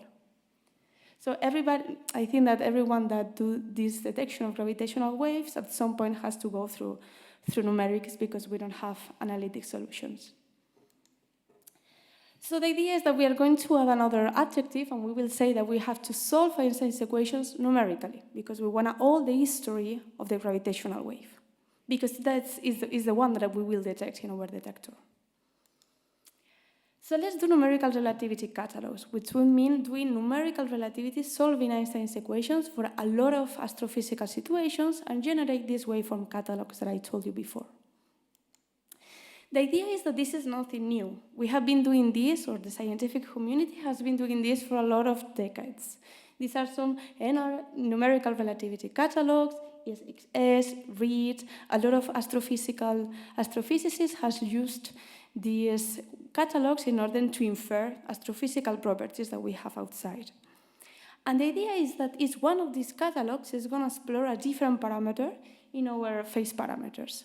Okay? And the final goal is to do as many catalogs as we can in order to cover all the phase space that we have. And what is this phase space? Well, general relativity is a very complicated theory, but has one advantage, is that we don't have too many free parameters. In particular, when we have a binary black holes, we need to know the initial separation of the black holes. We also need to know the initial mass of each black hole.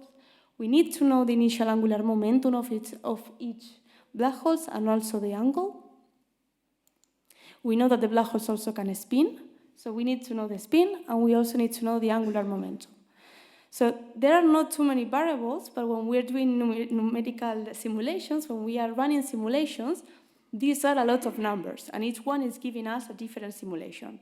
And if we have to pay a lot of money to run these simulations, each one of these parameters becomes a very important thing to define. So I'm going to talk just very briefly, just to give you an example of how numerical relativity codes work, because I've been talking about numerical relativity, but what is exactly that? So numerical relativity is basically a code, okay? Because we, of course, don't do numerical relativity with paper and pen. We use our computer. And for that, we need a code. The most famous one is this called Einstein Toolkit, okay? Which is an open source code. This means that you can download this code right now in your computer and run your favorite binary black hole simulation, okay? And basically, it uses the 3+1 decomposition of a space-time. This is that we are going to split space in one side and time in another side. And we are going to solve Einstein's equations for a given time slice. And therefore, we will perform a step-by-step time evolution. And just finally, to give you a brief example, we will solve Einstein's equation in a grid. And basically, or normally, what we do is say, okay, I'm going to put a spherical grid outside, like in the outer region, where I will detect the gravitational wave. And in the inner region, where I want to keep track of the black holes, I will put a cubic grid. And in those areas, and this code is very smart, because in those areas where the gravitational field is very intense, I'm going to improve the resolution. Okay, so in that moment, when I press the button to run the simulation, all of this is going on in a, let's say, efficient way. So I'm going to give you a brief example of what is a catalog of gravitational waves. This was a catalog that we ran in the ICCUB. I was part of this project, and I'm going to show you how this looks like. As I told you before, when you decide to create a catalog, you have to say, or you have to select which is going to be your phase space, the target that you want to do. In our case, we decided to look to high eccentric orbits. Shasha also talked about eccentricity. Eccentricity is the shape, let's say, of the orbit. Okay, so eccentric would be like an ellipse, and let's say when the eccentricity is 0, we have a circle. So why is this important? Because normally when we have isolated black holes, general relativity tells us that these black holes are going to meet, and eventually they're going to meet gravitational waves, and these gravitational waves are going to tend to circularize the orbit. This is why the waveforms or the gravitational waves that we have detected so far are modeled by quasi-circular orbits just because of this reason, okay? However, imagine now that we have dense environments. Imagine that we are in a galactic nuclei, we are in a dense stellar medium. Then what we have is this phenomenon over here, like tidal forces, dynamical friction, three-body encounters, that what lead is that they maintain the eccentricity of the orbit, so that even though they emit gravitational waves, they're going to still be eccentric. So this is basically was our motivation to study this kind of simulations, because there were not too many when we started to do these simulations. Also because they are computational. No, well, they were harder to perform the simulation in the computer. Okay, and also it's very important to keep track of this because, of course, this eccentric orbit has a very important feature or signature in the shape of the gravitational wave. So if we don't have a catalog that tells us that these are the eccentric signals, maybe when one of these comes to our detector, we don't see it because we don't have these patterns. So this was our motivation to this group over here in the ICCUB to create this catalog. Okay? This is me before starting in the PhD. And we performed 128 simulations of highly eccentric orbits. And we kept like the simplest cases, which is equal mass, equal spin, and spin aligned with angular momentum, like the basis case, because if not, well, we didn't have enough money to run a lot of simulations in Mare Nostrum, I'm going to be honest, because they are very expensive. So we were just like trying to be as simple as possible. So basically in the setup that I show you later, this was our simulations.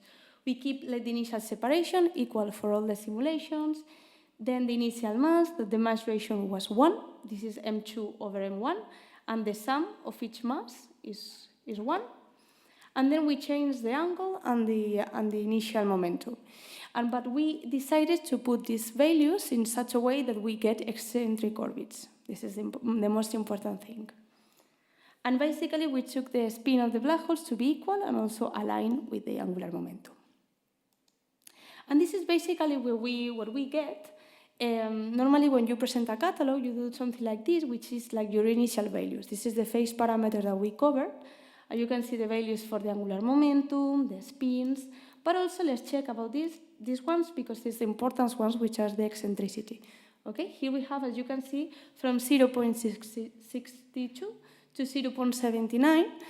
This is very high because the maximum value is 1, where the ellipse is degenerated. And this is like the main feature of this catalog, for example, in this case. So then we put all of these initial values in this Einstein toolkit that I showed you before. And then we went to the Mare Nostrum to run the computations. After days and days and days of running, then we get this. Okay, it's not very much. Okay, I was very, after so many days waiting, but this is what we get, okay? For those of you who are familiar with, these are like the initial values for each waveform. And for those of you who are familiar with general relativity, this part over here is the Weyl scalar, okay? That is a mathematical object that is very useful to, decoding information of gravitational waves. And this is exactly the output that we get from Einstein toolkit, from our simulation. And then this is the strain, that this is the physical value of the waveform. So the relation between these two is a double time integral, which I'm not getting into. But just to say that after we get the output of our simulations, we have to do a lot of post-processing of the data. Okay, I think I cried a couple of times when going from this to this, because doing numerics, doing like integrals with numerics is a nightmare. But well, let's see this part over here, that is the result. So as you can see, for different values of the initial data, we get different waveforms. You see that all of these waveforms have the same physics as we said in the beginning. Okay, we have the merge, and then we have the ring, which will be when the gravitational wave relaxes. Okay, so everything is consistent with general relativity. We are solving the equations numerically, so it's what we should expect. But as you can see here, we have something very special, that is what we call encounters. So this was very surprising for us, because we think that it's related to these eccentric orbits. But this is basically to the fact that we have two black holes. They are going to start to be closer and closer to each other. They're going to meet, and this is why they have this peak in the gravitational wave. They're going to meet, but they are going to separate again, which would be this part over here. And after they separate again, they meet again, and then they merge. Okay, and this happened also here like two more times. So this was like very surprising, because we didn't expect this, and this was also a nightmare because, like defining if we have an encounter or not depends a lot on our, let's say, you have like to set a criteria for that. But yeah, we do really think that this is a feature of eccentric orbits. This is a video. When I saw the setup, I realized that I couldn't play it, but it's okay. It was just a video of this kind of plots that I'm showing here. And this is kind of the full catalog. This is something that if you download a catalog for gravitational waves, you see something like this, where you have the trajectories of the black holes here, and then here you have the waveform. And basically you see, like, you can play, the video was just playing like this, the video, okay, because when the output of your simulation, you keep track of all the positions and the linear momentum of the black holes. I mean, it's incredible the level of information that we have for each simulation. But as you can see, we have this catalog, and whenever this project was placed in the context of also Einstein telescope, in the sense that in some years, when we are able to detect a lot of gravitational waves, maybe we can do this matching, and if we find gravitational waves that have these encounters, maybe we can infer that it comes from eccentric objects. And also, one thing that now is important is this thing that I'm putting here of machine learning techniques. It's true that now we are trying, well, or the scientific community is trying to fill all the phase space that we have for all these simulations that I'm showing you. Like change all the parameters that I show you, perform a lot of simulations, and then be able to fill all the possible waveforms that we may have. But this is very, this is impossible because simulations are very hard. Each one is using one technique or another, one numerical code or any other. So it will take us years and years and years to complete all of this. However, there is a full field going on now talking about machine learning techniques. We started to do this in the ICCUB, but then we are not doing this anymore. But the basic thing is that if we have 2 points in the parameter space, and I want to infer which would be the waveform of a point in the phase space that is in the middle, maybe I can use machine learning techniques in order to infer which is the waveform that we are going to get.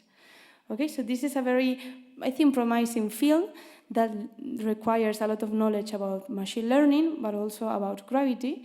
So I think that it's a good moment to learn about this and to do research in gravitational waves because of this.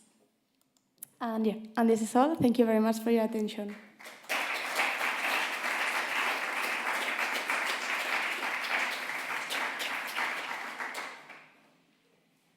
So thank you very much, Anna, for this wonderful talk. Some more questions?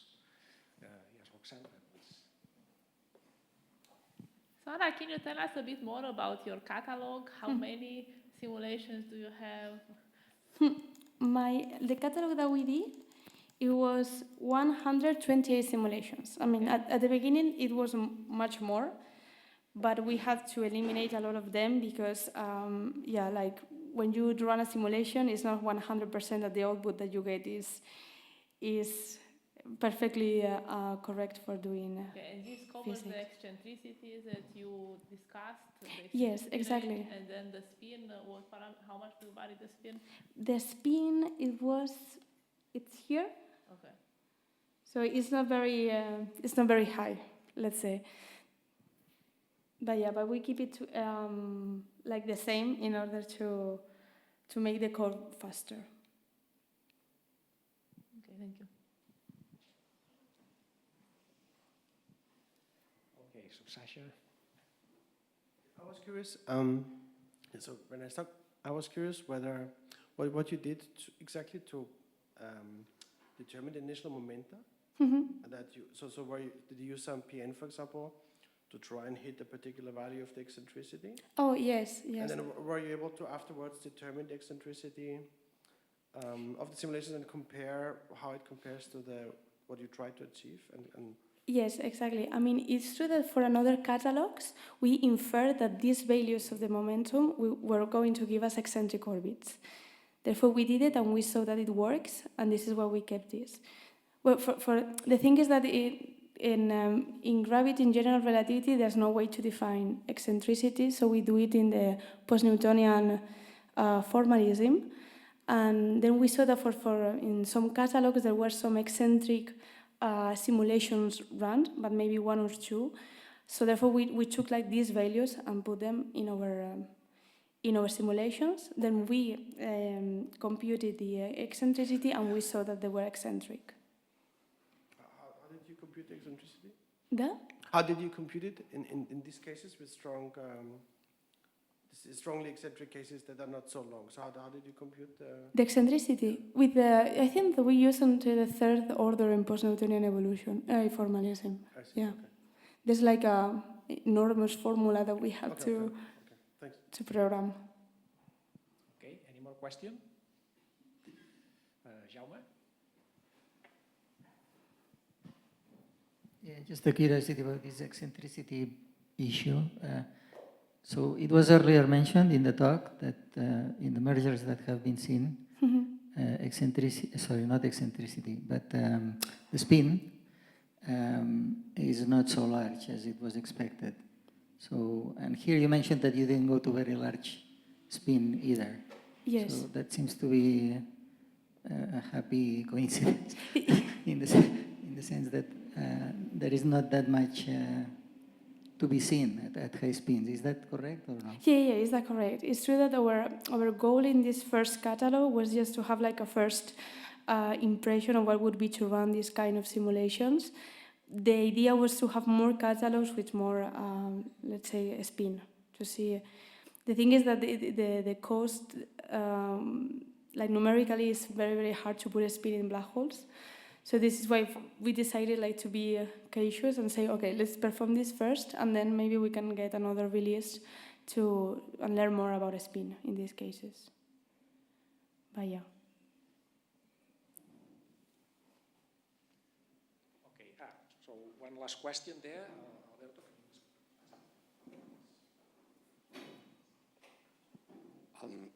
When you mentioned about using machine learning techniques to fit different data that you have for the simulations, here, for example, I see that you have, for example, a grid of values that you want to use to perform the simulations, and I understand that the idea would be to find values that are in between this grid, basically, using machine learning techniques. Yes, exactly. Imagine that I have this point over here and I have this point over here. If I want to infer a point here, maybe I can use machine learning techniques. This is something that Raymond in the audience have been working on. But yeah, that is mainly the idea. Like instead of fill this phase space with simulations, let's say do as many as you can or as many as you need, but then fill the rest with machine learning techniques, because then it's free and very quickly. I see. Okay. I was thinking that, is there any other technique that you can apply, like fitting these gaps in the parameter space? Well, I think that machine learning does that, right? I mean, it's like a fitting. So yeah, maybe you can, but yeah, I think that what scientific community is doing now is more with machine learning, but maybe there are other techniques. But I think that the famous one is that one. Okay, thank you. You're welcome. Okay, so thanks very much. So we go now to the last talk of this first part by Ruxandra Bondarescu. And so Ruxandra is...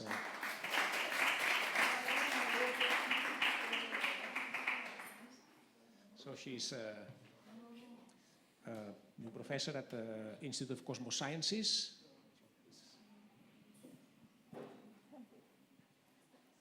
I'm waiting for the slides. Oh, yeah. Good.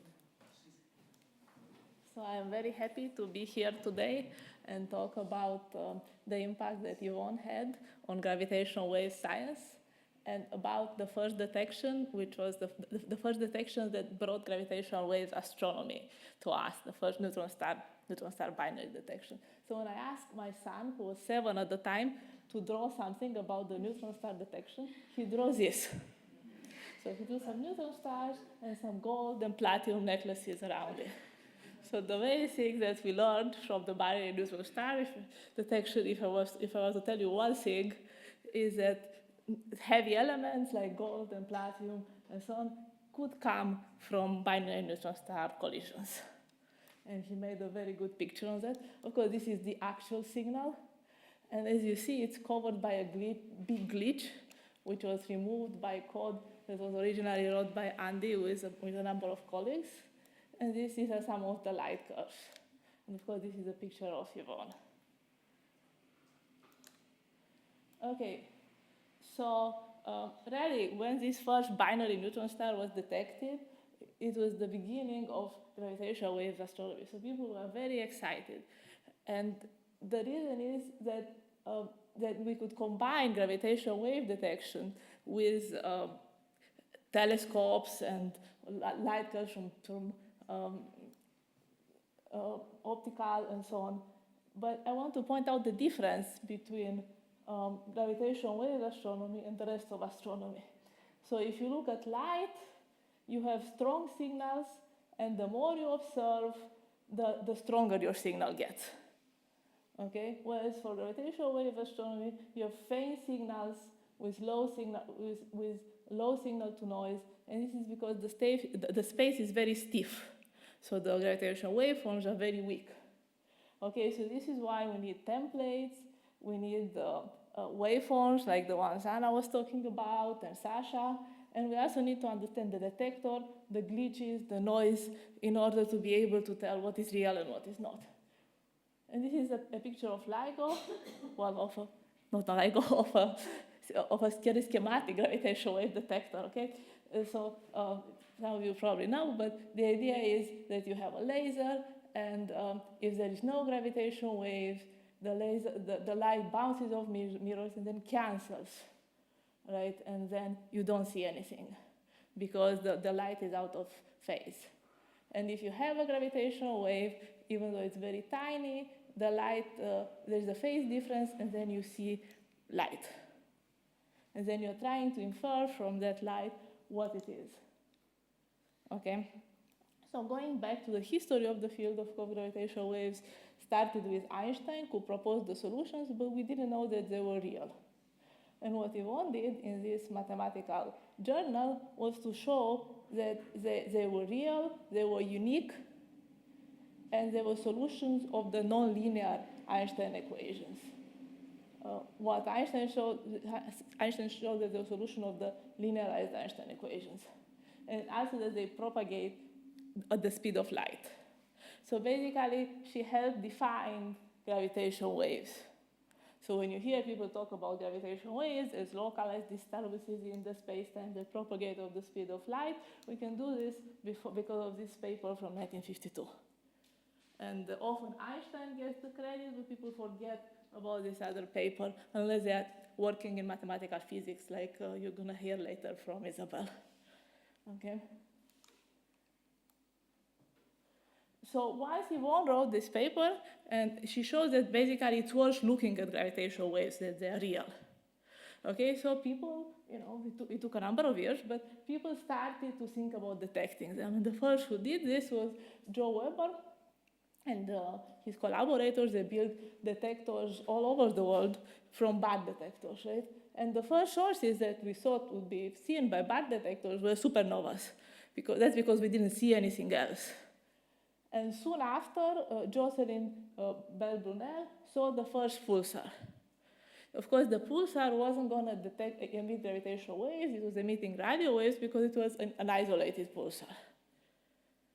Okay, and again, she did this in 1967, but she actually got the award for it in 2018.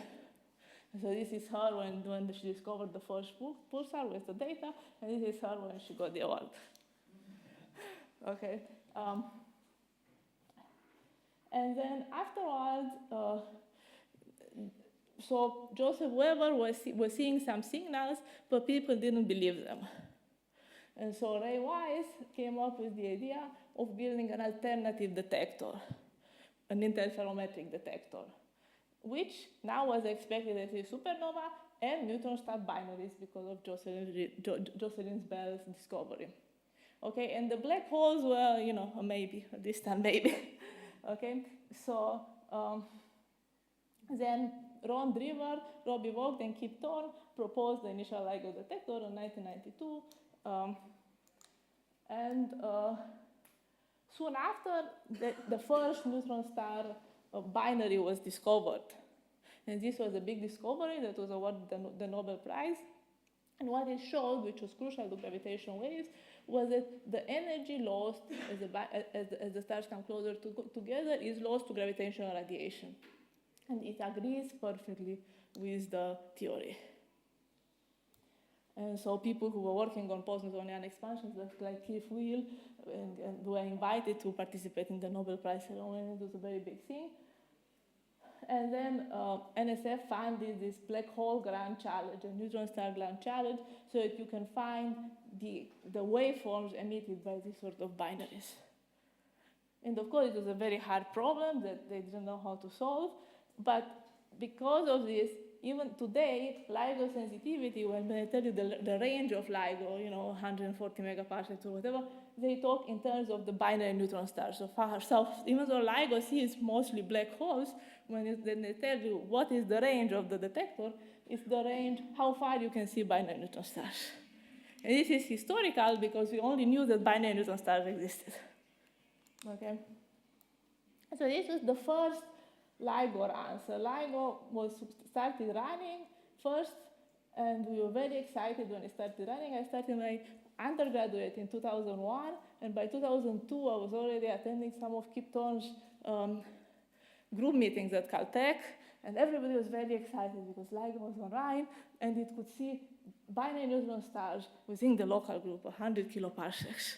So we saw that the gravitational wave detection would be eminent, and everybody needed to learn about gravitational waves.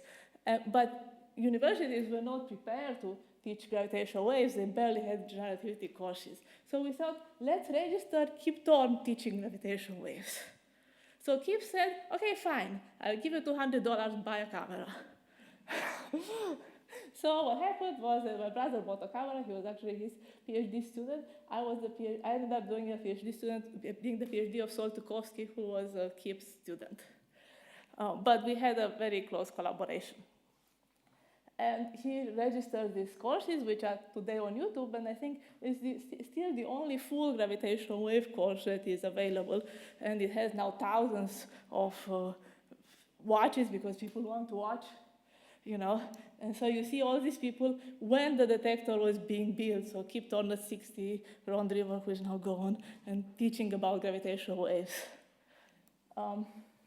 And then, because the internet couldn't handle our course, we had to burn it on DVDs, and then carry the DVDs in backpacks and go to universities or to when somebody expressed an interest in hearing about gravitational waves. So this was 2003, 2004. So we actually got to visit the LIGO detector. So this is us at the LIGO detector discussing gravitational waves. And these are some of the lectures. So here you can see Kip Thorne and Barry Barish, both won the Nobel Prize. But this was in 2002. And this is Ron Driver giving a lecture, and this is all on YouTube, so you can find them.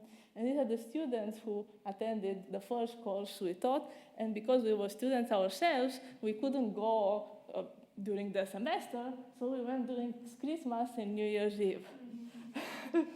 So people showed up, we talked about gravitational waves on Christmas Eve, New Year's Eve, and you can see that our audience was mixed. We had three women, three men, and she actually had a 3-year-old daughter who was also coming to watch the lecture with us, and she was 4 months pregnant. So I joked that our youngest student was yet to be born. She's now doing I think she finished her MBA now, the daughter of. Okay. So and this actually the LIGO tubes, but it was I had a very bad camera at the time. So in parallel to doing just learning about the detector of gravitational waves, right, we had to do simulations to understand how the waveforms would look. And the person who was behind what was called the Cactus Code was Ed Zaidel and Gabriel Allen. And eventually the Cactus Code became the Einstein toolkit. But one way of getting money from it was to make it a driver for computing applications. So we did that, and we did a demonstration at SC. It was the supercomputing, the biggest conference in the field in 2002, where we ran black hole simulations on 69 different machines in 14 countries across 5 continents. And that basically gave us almost all the prizes that were awarded at this supercomputing meeting, which was the biggest computing meeting in the field. And I wrote the papers that described our work, which was primarily a portal that would start this simulation with the Cactus Code at the time. It says Cactus here, but now it's called the Einstein Toolkit. And then it would send you an SMS. This is how a phone looked back then, okay? and it will send you an email about the status of your simulation, and it will show you a point of the map with where the simulation was. And if there were not enough resources, sometimes the simulation could checkpoint, could stop, and move to a different point of the map, in the map when there were available resources. And my salary was paid by Microsoft, because Microsoft was interested in this kind of high bandwidth application. And we were interested because moving data at the time involved putting the data on hard drives and getting on the plane from Germany to the US. So we wanted the internet to get better. And eventually grid computing turned into cloud computing, and it works on everybody's phones. And they forgot about black holes, okay? But at least it played a role at the time. And the PI of our grant, of this grant for which this is called the ASC, the Astrophysics Simulation Collaboratory, moved to China and switched from doing black hole physics to being the CEO of Cluster Tech to doing cloud computing, and made a lot of money. Okay. But that is history. So I want to show you a table from the rates paper, the 2010 rates paper, where they said what they thought LIGO would see. Okay, so this was what we thought was the realistic rate. So, I think you and I am on this paper. The realistic rate was that we would see about 40 neutron stars binaries per year, 10 neutron star black holes, and maybe 20 black hole binaries. So this was the predicted rate. And of course, the low rate, what we saw in terms of neutron stars, was closer to the low rate. But the estimates are based on assuming that all galaxies are like the Milky Way, okay? And that's actually a wrong assumption. What we know now is that Milky Way has maybe high metallicity, and so it's not correct to assume that all galaxies are like the Milky Way. But this is what we thought we would see. And for black holes, of course, we saw many more, and neutron stars we saw too, since LIGO has begun. So the estimates don't have, they're not very off, right, if you think of astronomy, but they're not exact either. Okay, and by the time initial LIGO was done, by 2010, it reached the range of 40 megaparsecs, which is where the first neutron star binary was. So that's about 140 million light years. When we were running this detector in the beginning, we also ran in parallel with the bar detector at Louisiana called Allegro. Now Allegro has been turned into a museum, and LIGO is still running. Okay. So one contribution of Yvonne Choquet Bruhat, of which Andy also talked, was her contribution to solving the initial value problem. Okay, so one idea that she and James York did was that you start with an initial guess of the metric, you'd multiply it by the conformal factor, and then you could write your equation in terms of this conformal factor. And this was much easier because the conformal factor was a scalar, so you could solve an elliptic equation that was well posed for a scalar instead of the metric, which was much harder, had much more components. And so I applied this method in my first physics paper in 2006 to the solutions of a perturbed boson star. So you take a boson star and you kick it, perturb it, put a slight perturbation on it that was non-radial, and then you'd look at the gravitational waves that could be extracted. And this was where they extracted the gravitational waves, and this shows that the star was getting more spherical as the gravitational waves were emitted. So by the end of the run, the star became spherical. And this is the conformal factor that we found. I put it in between Yvonne and James York.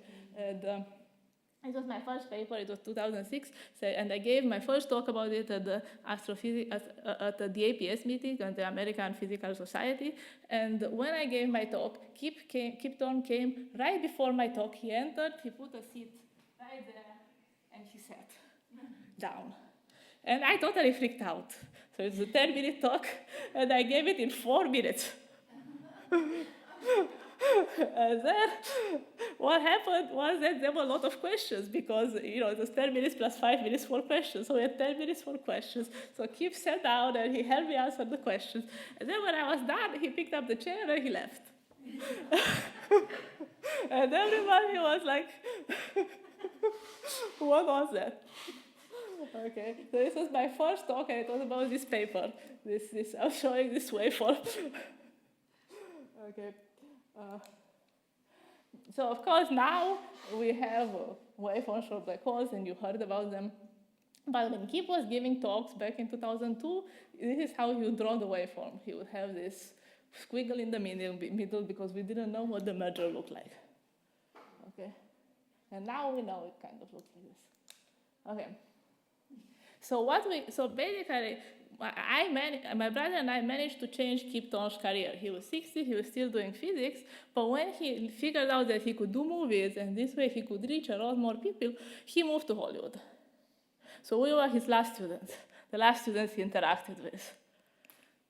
And the first thing, he wrote this script for the Interstellar in 2007 with Linda Ops, and it was accepted by Steven Spielberg, and the next day he flew to Cornell to give a talk at the Solfest. My brother was turning 65, and at the end of the meeting, he said, "Ruxandra, I want to talk to you." So we went to the back of the room and we talked, and everybody like, "What did he ask you? What did he ask you?" And the answer was, he asked me about my research. He said, "Ruxandra, how is your research going? I want you to tell me." So I think it was the last time I talked to Kip was right after this script was accepted. I didn't see him afterwards because he hung out with Anne Hathaway and other people after he stopped hanging out with physicists. So of course he was the advisor of Interstellar and of Oppenheimer. He got the Nobel Prize, the Breakthrough Prize. And the movie was in part inspired by Kip's life.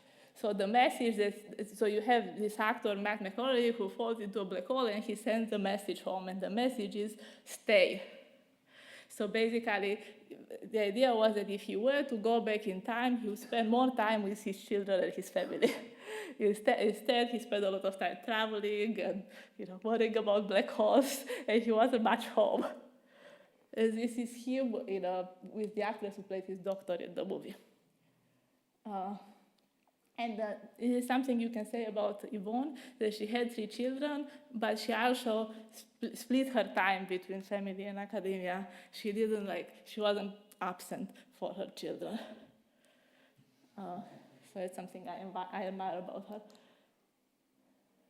So of course, eventually LIGO saw gravitational waves, not once, but many times. This was the first detection, and it was the first days that Andy became detector characterization chair, so he was actually responsible for the detector, and it was his first time doing it.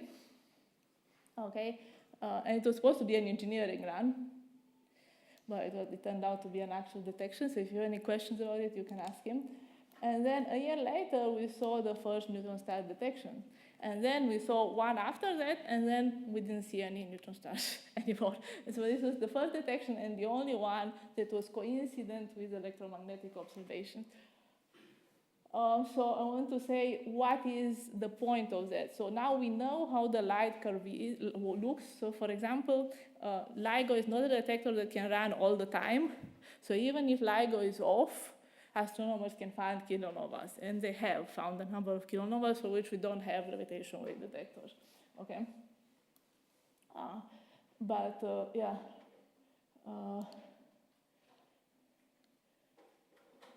this binary was almost like a miracle. It happened very close, and then it didn't happen again. And people were proposing all sorts of what kind of statistics we're gonna do, but right now we just have one case. We're hoping more will follow, but okay. And the main thing that we learned from the electromagnetic radiation was that these heavy elements can come from neutron star mergers, right? So hydrogen comes from the Big Bang, and as you go to slightly heavier elements, you go to dying stars, and eventually supernovas and neutron stars. And so eventually we want to figure out where does the matter on Earth come from, right? What is the process through which we get the elements? And for this, it might help if we detect more neutron star binaries. So this is a picture that many people show, but these are the number of detections. What I want to point out is that after LIGO saw these 30 solar mass black holes, now Gaia is finding in streams also black holes in low materiality environments. So these are the black hole populations that LIGO saw, and these are the black hole populations that are found from electromagnetic radiation. So it really is a different population that we don't know much about, but now we have statistics. So with O4, we have about 400 black hole binaries. So with that, we can learn about black holes in the universe and how they form and the environment in which they form. And LIGO will soon start again. It just finished running in November 2025. And when it finished, the range to binary neutron stars was 170 megaparsecs. And it will start again with maybe a slightly improved range, but they don't have much money for upgrades. So, but even running will continue to add to this number of detections. So it's becoming very interesting. We have interesting statistics, and that can teach us about the universe. So I just wanted to mention briefly the kind of searches that LIGO does. So it searches for binary systems. So that means binary black holes, binary neutron stars. It also has a subsolar mass search, which could occur if, for example, you have black holes that are not of astrophysical origins, that are lower than a solar mass, primordial black holes, and also if somehow inside the supernova you have parts of it collapsing to some kind of subsolar mass neutron stars or black holes and merging. So it will make a supernova more visible. And astronomers sometimes see these supernovas, and if they're close enough and LIGO sees them, then you could say that there was a binary inside the supernova. This is, So they have the compact binary search, and then they have the burst search, where it's just looking for excess power from principal unknown sources. And they also search for supernovas, which we technically only find in the galaxy, and for information about the universe, which is called the stochastic search. So early universe fluctuations from turbulence to inflation. And this is done through looking at correlations between detectors. And the last one is continuous wave searches. So if there is a mountain on a neutron star, or if there is some kind of unstable modes, then LIGO would potentially find them.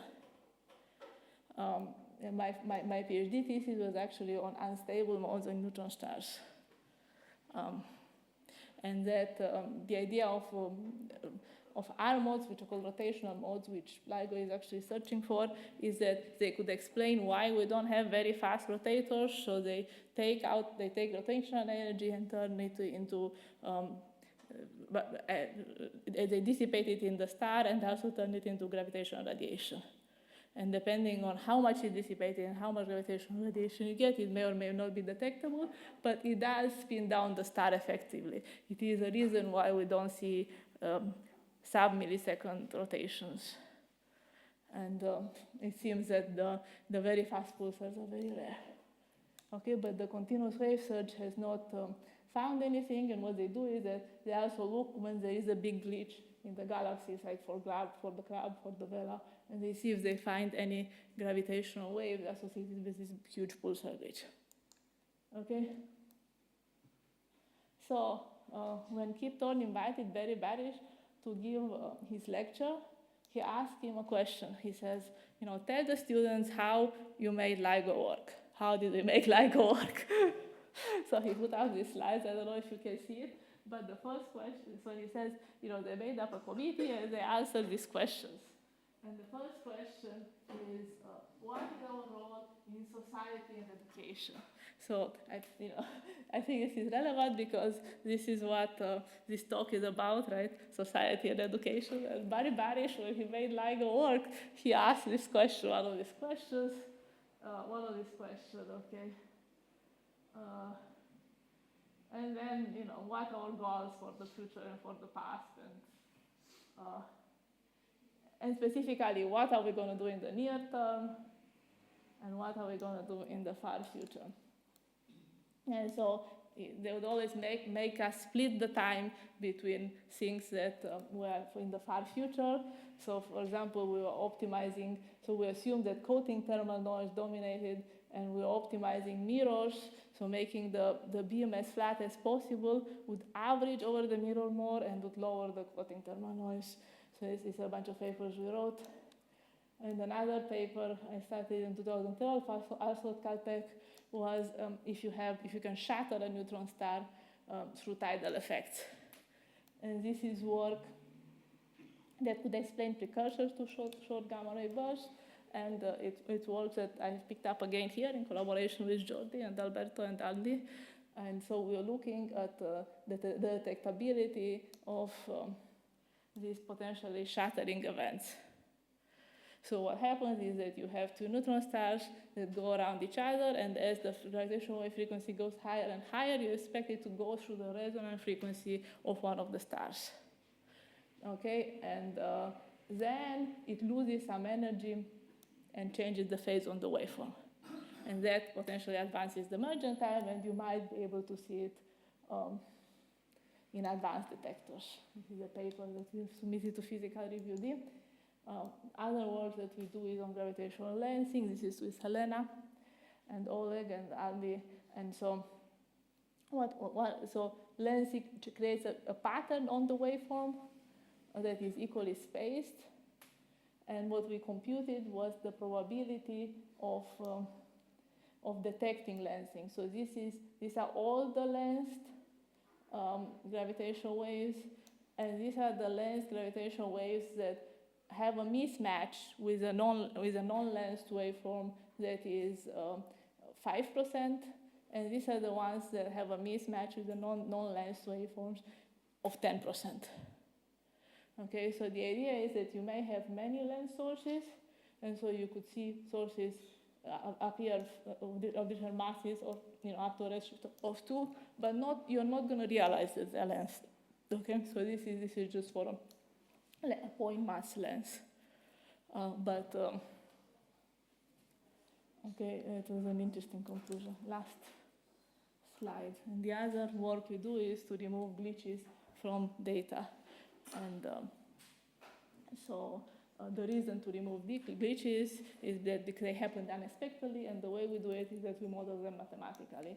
And this was thought impossible because the definition of a glitch is something that cannot be modeled. But we were able to find a mathematical formula that removes the glitches. So this is the glitch removed, and so on. Okay, that's it. So there isn't always LIGO. There isn't only LIGO. You have other gravitational wave detectors, and the LISA cosmology meeting is happening in Barcelona, and we are co-organizing it with Jacopo. So you may want to come. It will be at the University of Barcelona, and it will have no fee or maybe a very low fee. So it will not cost money. Okay? So these are my conclusions.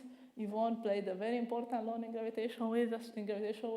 She defined them, she made them real, and then people searched for them and found them. Okay, and Spain is building a very strong gravitational wave community that is growing. And we hope we will do more and better work in the future.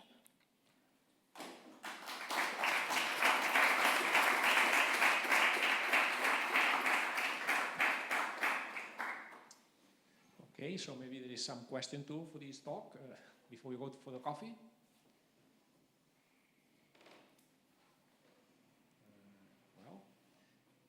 I know it's a bit late. Everyone, yeah, maybe they're tired, no question. Maybe we can ask them over a coffee break, then it's a little bit late. So I just want to thank again Roxandra for this great talk. El micròfon connectat. Bé, doncs comencem aquesta segona part i per aquesta segona part és un gran honor poder comptar amb la professora Isabel Cordero de la Universitat de València, que ha vingut per fer-nos aquesta xerrada més extensa i divulgativa sobre aquest títol, el enorme legado de Madame Choquet Bruhat, la teoria de relativitat i ondes gravitacionals. Hem organitzat aquest esdeveniment a la Societat Catalana de Física i ara us vull presentar també un moment que aquí davant tenim la presidenta, Núria Ferrer, que si algú no la coneix, és la presidenta de la Societat, i doncs també us animem que els que no ho sou, que us feu socis de la Societat, teniu allà un tríptic, sobretot la gent jove, tenim una quota especial per la gent jove que vulguin ser membres, i que, doncs bé, la nostra missió, com sabeu, és impulsar totes les activitats en física i representar els interessos de tots els col·lectius de física i per tant estem oberts a tota mena de suggerències, fer activitats i el que es cregui necessari. Doncs sense més passem ja a la xerrada de la Isabel Cordero. Moltes gràcies per ser aquí i res més endavant. Jo, en primer lloc, m'agradaria donar gràcies. Gràcies per la invitació, gràcies per el treball que feu amb la Societat Catalana, gràcies a tota la gent que esteu ací, perquè ja saben que la ciència, amb moltes activitats addicionals, no sempre és l'elecció majoritària, però a mi m'agrada moltíssim estar així i, a més, amb aquests amics, perquè tota la gent que ha parlat abans de mi en les xerrades han sigut col·legues, amics i gent que fa ciència, però molt, molt bona. Teniu així a Barcelona una gent que fa i que treballa en les col·laboracions internacionals a nivell mundial amb la millor gent. Doncs heu d'estar orgullosos del treball que teniu i hem de contar-ho, no? Si fem coses i no els contem a la societat, ens falta algun pas per fer. Bueno, perdonadme que me cambie al castellano, pero veis que puedo hablar valenciano con este acento malagueño. Sí que, por supuesto, luego en el turno de preguntas, pues me podéis preguntar en inglés, en catalán, en valenciano, en castellano. El alemán lo tengo un poco oxidado, pero ya veremos. Y sobre todo, pues eso, ¿no? Agradecer la invitación, agradecer las charlas de mis colegas anteriores, porque realmente ellos han contado mucho y muy bueno. Yo voy a intentar dar una charla de divulgación más general, donde voy a mencionar también cosas sobre la persona de Yvonne Choquet Bruhat. Me guardo para el final una anécdota personal. A ver si esto funciona. Sí, perfecto.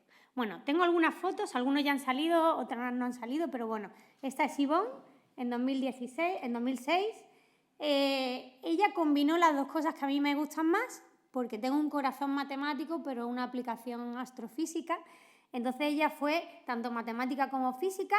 Nació en 1923, estudió en París. Su padre fue físico y su hermano matemático. Y con esto quiero decir pues, que vivió en una familia en donde las ciencias, las matemáticas y la física, pues venían de casa, ¿no? Ella tenía a figuras familiares que la apoyaron y que, por supuesto, entendían lo que estaba haciendo.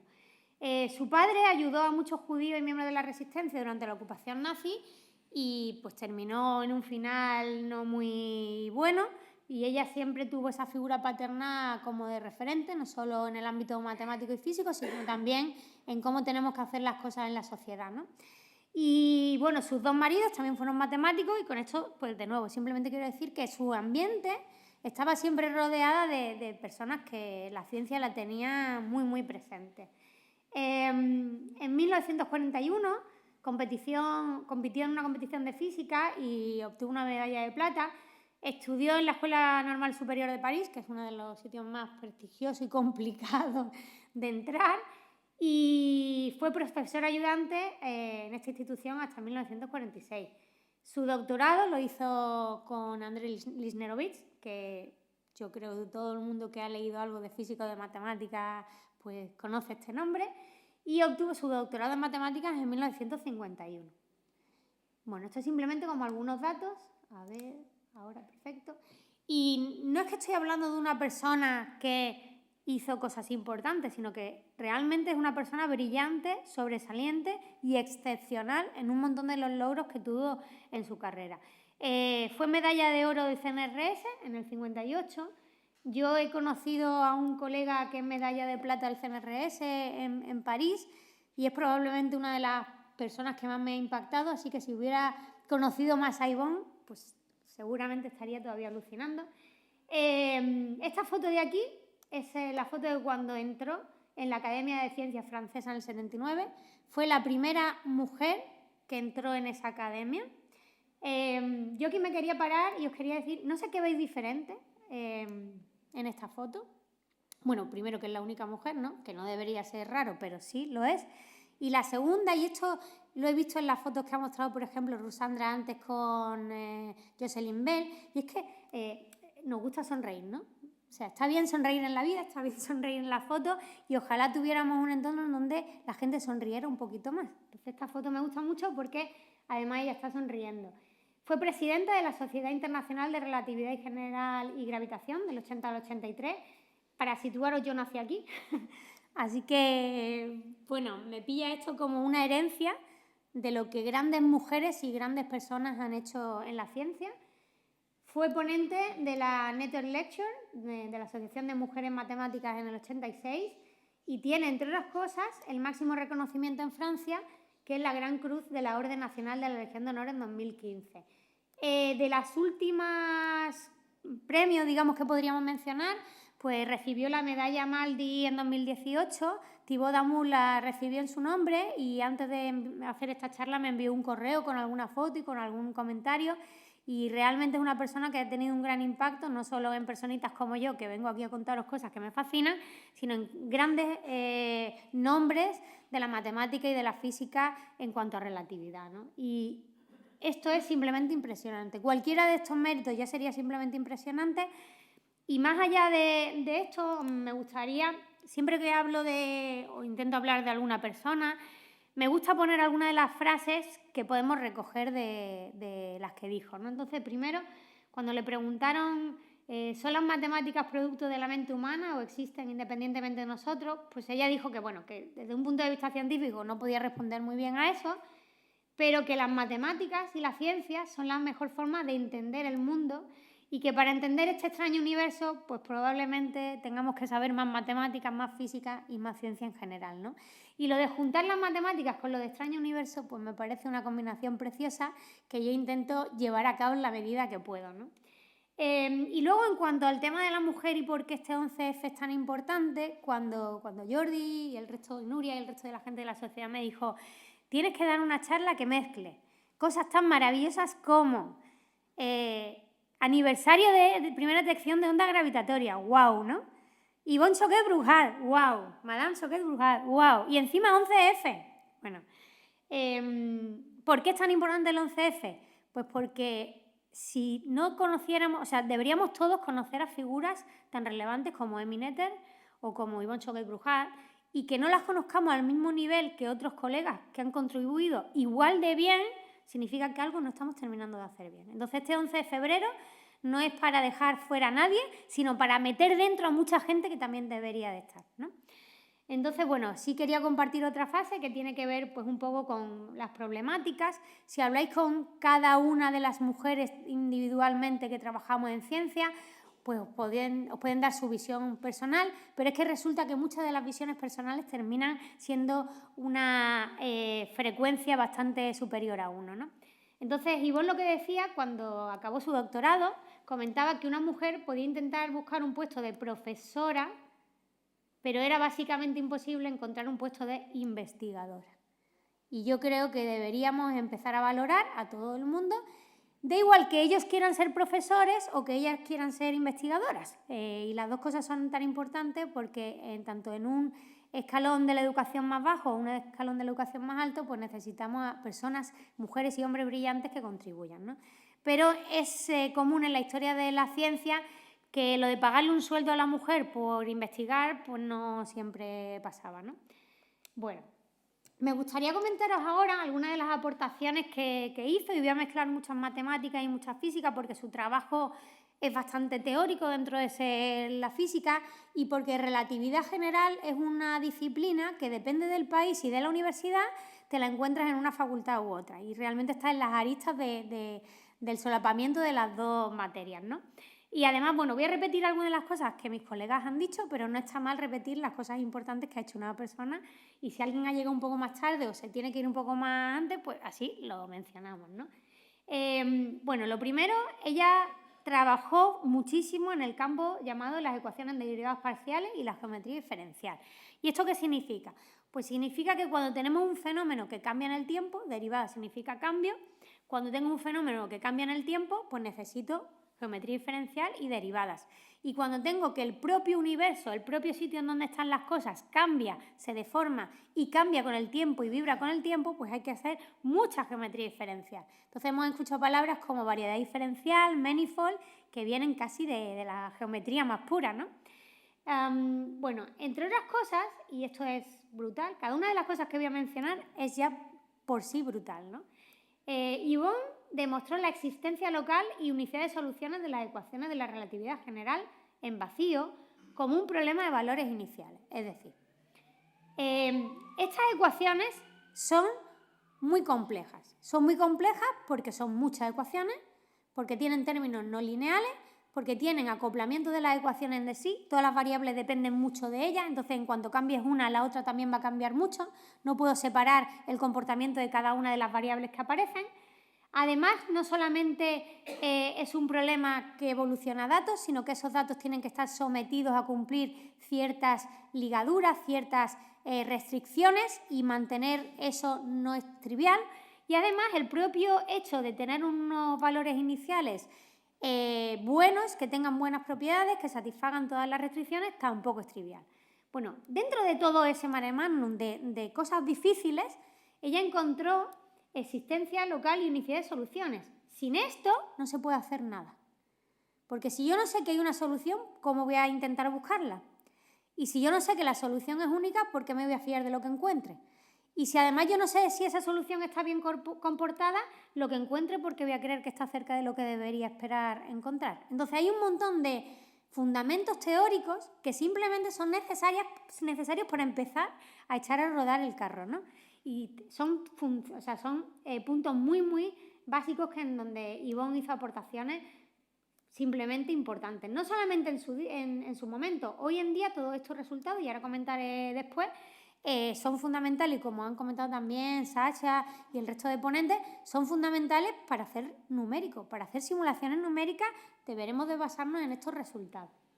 Bueno, hay un montón de nombres como Darmois, Lisnowitz, de Dorner, Lanson, Hilbert, Weil, que han aparecido en las charlas, que si uno coge un libro de relatividad, pues seguro que aparecen. Todos ellos trabajaron en relatividad general de manera profunda. Choquet Bruhat fue la primera persona que trabajó también en relatividad general en introducir el concepto de sistema de ecuaciones de evolución hiperbólico bien puesto. Entonces, voy a decir nombres raros, pero voy a decir qué significan todos estos nombres raros. Hiperbólico básicamente significa en lenguaje físico que tus ecuaciones propagan información de manera finita, a velocidad finita, en direcciones bien determinadas. Que parece lógico, ¿no? Si yo tengo un sistema y hago una perturbación, pues aquello debería hacer cosas razonables. Pero que un sistema físico haga eso y que las ecuaciones que lo modelan lo hagan, eso es otra historia. Y entender que eso pasa y por qué pasa y analizarlo bien no es un trabajo sencillo.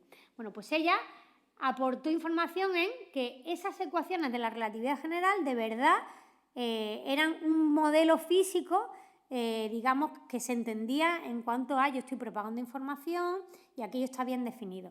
Lo de bien puesto significa que si yo hago una pequeña perturbación, la evolución del sistema digamos, original y con la pequeña perturbación deberían estar más o menos cercanos. Y eso también es importante porque yo lo espero más o menos cuando estoy modelando un sistema físico, al menos a nivel local, bien puesto a nivel local. Por ejemplo, están los sistemas caóticos, en donde a largo término pues esto ya no se cumple, pero digamos que, por ejemplo, si yo pienso en relatividad numérica, yo sé que voy a encontrar siempre, voy a meter un error numérico, aunque sea de redondeo. Si el problema no está bien puesto y yo resuelvo ese problema redondeado inicialmente con mis datos iniciales y el problema no está bien puesto, lo que yo saque lo puedo tirar a la basura, porque no tengo garantía de que está más o menos cerca de lo que la realidad física me dice que tiene que salir. Con esto lo que quiero decir es que ella de verdad aportó herramientas y consistencia básica para luego poder hacer un montón de cosas que se han hecho después a nivel analítico y numérico. Dio un gran paso porque aplicó, a analizar elementos no solo analíticos, y aplicó trabajos de Sobolev, que tienen que ver unos trabajos más teóricos, a las ecuaciones de Einstein. Y utilizó una cosa que también se ha comentado en charlas anteriores, coordenadas tipo onda y foliación 3+1. ¿Esto qué significa? Pues como se ha mencionado antes, las ecuaciones de la relatividad general, una de las cosas que tienen es que te hablan de un todo, ¿no? De un universo, un espacio-tiempo de un todo. Cuando tú quieres entender ese espacio-tiempo de un todo, lo que hace es que cortas lonchas. Y yo siempre digo, imaginad que tenéis un salchichón, el salchichón no os lo coméis entero, tú el salchichón empiezas a hacer lonchas y te vas comiendo cada loncha. Que tú cortes ese salchichón en lonchas de una manera o de otra no significa que el salchichón esté cambiando, ¿vale? Está haciendo piezas de un mismo objeto. Y para entenderlo tienes que juntarlas todas, pero tú no las ves, tú ves primero una loncha, luego otra y luego otra. Claro, según cómo hagas esos cortes, será más fácil, más difícil, más directo, menos directo, entender las propiedades del sistema que estás analizando. Entender el sistema, o sea, el movimiento de los planetas alrededor del Sol, si estás fuera del sistema o te pones, por ejemplo, en el Sol, pues ahí entiendes el sistema, cómo se mueve, más sencillo que si te pones en la Tierra y empiezas a poner epiciclos y ciclos y no sé cuántos. Entonces, el sistema en general puede ser el mismo, pero verlo desde un punto de vista u otro te puede facilitar entenderlo, llegar a deducir cosas sobre él.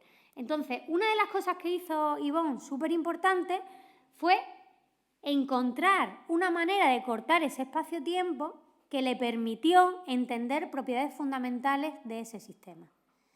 Este tipo de coordenadas, pues no voy a entrar en detalle, pero son las que se llaman tipo onda, y lo de foliación 3+1 tiene que ver con que lo que yo hago es cortar esas lonchas de tal modo que cada una de esas lonchas es un momento, es lo que vería un momento para un determinado observador. Pero puedo obtener diferentes observadores y cortar en diferentes maneras. Hasta ese momento, las foliaciones que se habían utilizado eran lo que se llamaban las foliaciones geodésicas, que eran foliaciones, vamos a decir, se entendían, pero era una sola manera de cortar ese espacio-tiempo en lonchas. Cuando tienes algún sistema más sencillo, puede que esa manera sencilla de cortar el espacio-tiempo sea suficiente para analizar lo que está pasando. Pero cuando tienes sistemas bastante más complicados o quieres deducir resultados bastante más generales, pues esta manera de cortar el espacio-tiempo no es la que te va a dar toda la potencia que puedes sacar de esas ecuaciones. Es más, hoy en día, cuando resolvemos numéricamente las ecuaciones del espacio-tiempo de la relatividad general de Einstein, utilizamos muy fuertemente esta foliación 3+1. Es más, diría yo que todavía estamos aprendiendo a utilizar diferentes elecciones de esa foliación, de esas variables que me dicen cómo cortar el espacio-tiempo, para seguir aprendiendo cosas de diferentes fenómenos. Bueno, sus resultados no solamente hablaban del espacio-tiempo en general, de cómo lo puedo cortar, de cómo puedo entender propiedades de propagación de la información, sino que, como también se ha comentado en alguna charla anterior, sus resultados fueron la primera prueba básicamente de la existencia de ondas gravitatorias, de que las perturbaciones en el propio espacio-tiempo se propagaban a una velocidad finita. Y en un momento en el que realmente estábamos terminando de entender esa propiedad, porque, como bien se ha comentado, bien definidas las ondas gravitatorias, tienes que irte a una cosa llamada el infinito nulo y entender las propiedades del sistema. Así que en ese momento en el que todavía en los años 50 todavía se estaban terminando de concretar de manera robusta qué es lo que estaba ahí dentro metido de las ecuaciones de la relatividad, pues Yvonne aportó muchísimo, no solamente a las soluciones, digamos, del sistema, sino también a entender la propagación de las perturbaciones y de la propia onda gravitatoria. Esto también me lo comentó Thibaut Damour cuando me mandó el correo y me dijo, por favor, menciona detalles en particular. En el 68, Isaacson estudió la propagación de ondas gravitacionales de alta frecuencia y amplitud pequeña y en un espacio-tiempo curvo. Y cómo, digamos, esta propagación de las ondas influía, es como si no estoy analizando por un lado cuál es el espacio-tiempo y cuáles son las perturbaciones que se generan, sino que incluyo el estudio de todo de manera conjunta. Eso no es nada sencillo, porque como digo, estudiar dos bloques separados es mucho más fácil que estudiar el bloque conjunto cuando todos interactúan no linealmente. Al mismo tiempo, básicamente al mismo tiempo, Choquet Bruhat, Yvonne, utilizó un método que le permitió estudiar este tipo de fenómenos, pero no cuando la amplitud era pequeña, es decir, cuando estoy pensando en teorías no lineales. Y pudo deducir y descubrir propiedades muy relevantes sobre estas ondas gravitacionales de alta frecuencia. Sobre todo, cómo impactaban en el propio espacio-tiempo en el que se estaban propagando. Y ya voy a hablar, he hablado de solución de existencia, unicidad de soluciones, análisis no lineal de las ecuaciones, impacto en el propio espacio-tiempo en el que se están propagando.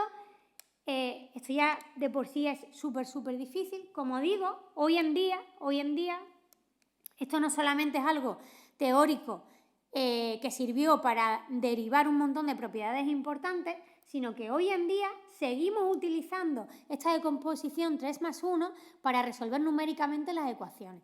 Y se habla mucho de, por ejemplo, desarrollo de Dirac y también la formulación ADM, que viene de Arnowitz, Desser y Misner, y también descomposiciones en factores conformes y demás de James York y de otras personas. Y nos olvidamos muchas veces de mencionar que Yvonne Choquet Bruhat también estaba en ese grupo de personas que desarrollaron un montón de herramientas. Como digo, analizó el carácter hiperbólico no estricto de las ecuaciones y esto fue un poco interesante. ¿Por qué? Pues porque cuando tú analizas el carácter hiperbólico, sabes que tu sistema efectivamente propaga información a velocidad finita. Es una enorme diferencia cuando vamos de la gravedad de Newton a la gravedad de Einstein. Una de las cosas, digamos yo, cualitativas es que la información de verdad se propaga a una velocidad finita y todos los físicos están tranquilos y duermen por las noches, ¿no? Esto de no estricto significa que hay que saber elegir bien la manera de foliar, de cortar ese espacio-tiempo, y es una de las cosas que a la gente que hacemos relatividad numérica nos estuvo un poco mareando, ¿no? Porque al principio intentamos resolver numéricamente la formulación ADM, aquello no era estable, no tenía que ver tanto con que las ecuaciones no propagaban la información a velocidad finita, sino que tenías que afinar un poco en cómo escribir esas ecuaciones para luego poder tener una resolución numérica estable. Pero esta parte de hiperbolicidad me está dando garantía de que la información se tiene que propagar a unas velocidades que yo puedo controlar, que yo puedo entender y que puedo comprobar que en mi código numérico no está pasando ninguna barbaridad. Trabajó con gente que seguro que todo el que ha leído algo de gravedad conoce. James York, Heisenberg, Pollard, Crucial. Estuvo de estancia en Princeton y conoció a von Neumann y al propio Einstein y realmente se codeó, pues diría yo, con las figuras más relevantes de la época en relatividad, en matemáticas y en física.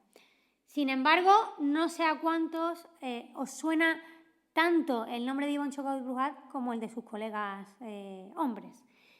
Bueno, si todo esto os parece poco, aún me queda alguna cosa más, porque en matemáticas analizar la solución local de un sistema es difícil, pero hay veces que se consigue. Ahora, Analizar la solución global de un sistema, eso se consigue, diría yo que contadas con los dedos de una mano. Bueno, pues en un sistema de ecuaciones tan complejo, tan delicado, diría yo, como el de la relatividad general, Yvonne Choquet Bruhat, en 1969, probó existencia global de soluciones. O sea, esta frase por sí sola ya la debería de poner en el Olimpo para mí, del tema de la relatividad, porque es un salto cualitativo muy, muy complejo. Bueno, este libro que tenía aquí, le hice la foto ayer antes de venir para acá. Tengo muy pocos libros porque soy más de PDF. Soy todavía mujer del siglo pasado, no soy de Instagram y YouTube, pero todavía pues, el PDF y eso sí que lo manejo. Sin embargo, en casa tengo algunos libros y en particular el libro de Yvonne Choquet Bruhat sí que lo tengo. Ella escribió no solamente los artículos científicos, sino que también escribió un montón de libros y creo que en esos libros hay un esfuerzo por contar las cosas de manera que se puedan entender, que también se aprecia mucho, sobre todo cuando eres estudiante y estás aprendiendo. Bueno, no solamente le metió mano de manera dura y seria y contundente a las ecuaciones de la relatividad general, sino que estudió cómo se acoplaban a otros sistemas y a otros campos. Y en particular, sus trabajos y sus métodos han sido fundamentales para proporcionar resultados sólidos en, por ejemplo, hidrodinámica relativista. Esta foto de aquí es la propagación de un jet relativista en un medio interestelar, en cosas como incorporar campos magnéticos, física de plasmas y cosas un montón más complicadas que yo no termino de entender, como las teorías de gauge no abelianas. Eso significa que hay operadores que no son conmutativos y que empiezan a pasar cosas un poco más raras de lo que estamos acostumbrados, o cosas como supergravedad, que yo no soy una experta y por eso no voy a decir mucho, pero seguro que aquí hay comentarios, gente muy experta, que luego podéis añadir lo que queráis. Me parece realmente asombroso no solamente meter la mano a estas ecuaciones, sino acoplarlas con otras ecuaciones que por sí solas ya tienen un montón de dificultades. Trabajó con gente como Christophe para mostrar de nuevo, y cada vez que hay solución global, eso es un reto importantísimo, de ecuaciones como Mills, Higgs o de campos binoriales, es decir, que no solo se quedó en relatividad general clásica. Y además, o sea, si ya para un matemático le decís existencia, unicidad de soluciones local y global, cuando ya le habláis de que encima habló sobre estabilidad, pues yo creo que quedan muy poquitas cosas que poder decir, al menos desde un punto de vista matemático. Y físico, por el impacto que tuvo, yo creo que también. Analizó la estabilidad no lineal de un universo en expansión. Para que os hagáis una idea, sobre todo la gente que hacemos relatividad numérica o hacemos numérico, estamos felices si podemos decir algo de la estabilidad lineal local de un sistema. Hablar de la estabilidad no lineal es realmente entender de manera súper profunda qué es lo que está pasando ahí. Y significa básicamente que cuando yo tengo una perturbación pequeña de mi sistema inicial, puedo controlar qué es lo que va a pasar en función de los datos de los que parto. Todo esto que os digo, aunque pueda parecer muy teórico, realmente es básico para poder luego intentar hacer tanto resoluciones analíticas como numéricas de todos estos sistemas. Bueno, y no sé cómo voy de tiempo, espero que vayamos bien. ¿Cuánto? Vale, entonces puedo ahora decir anécdotas personales y varias cosas. Bueno, yo tuve la suerte, si digo conocer en persona a Yvonne no sería cierto, porque ella de mí no sabe ni mi existencia ni nada.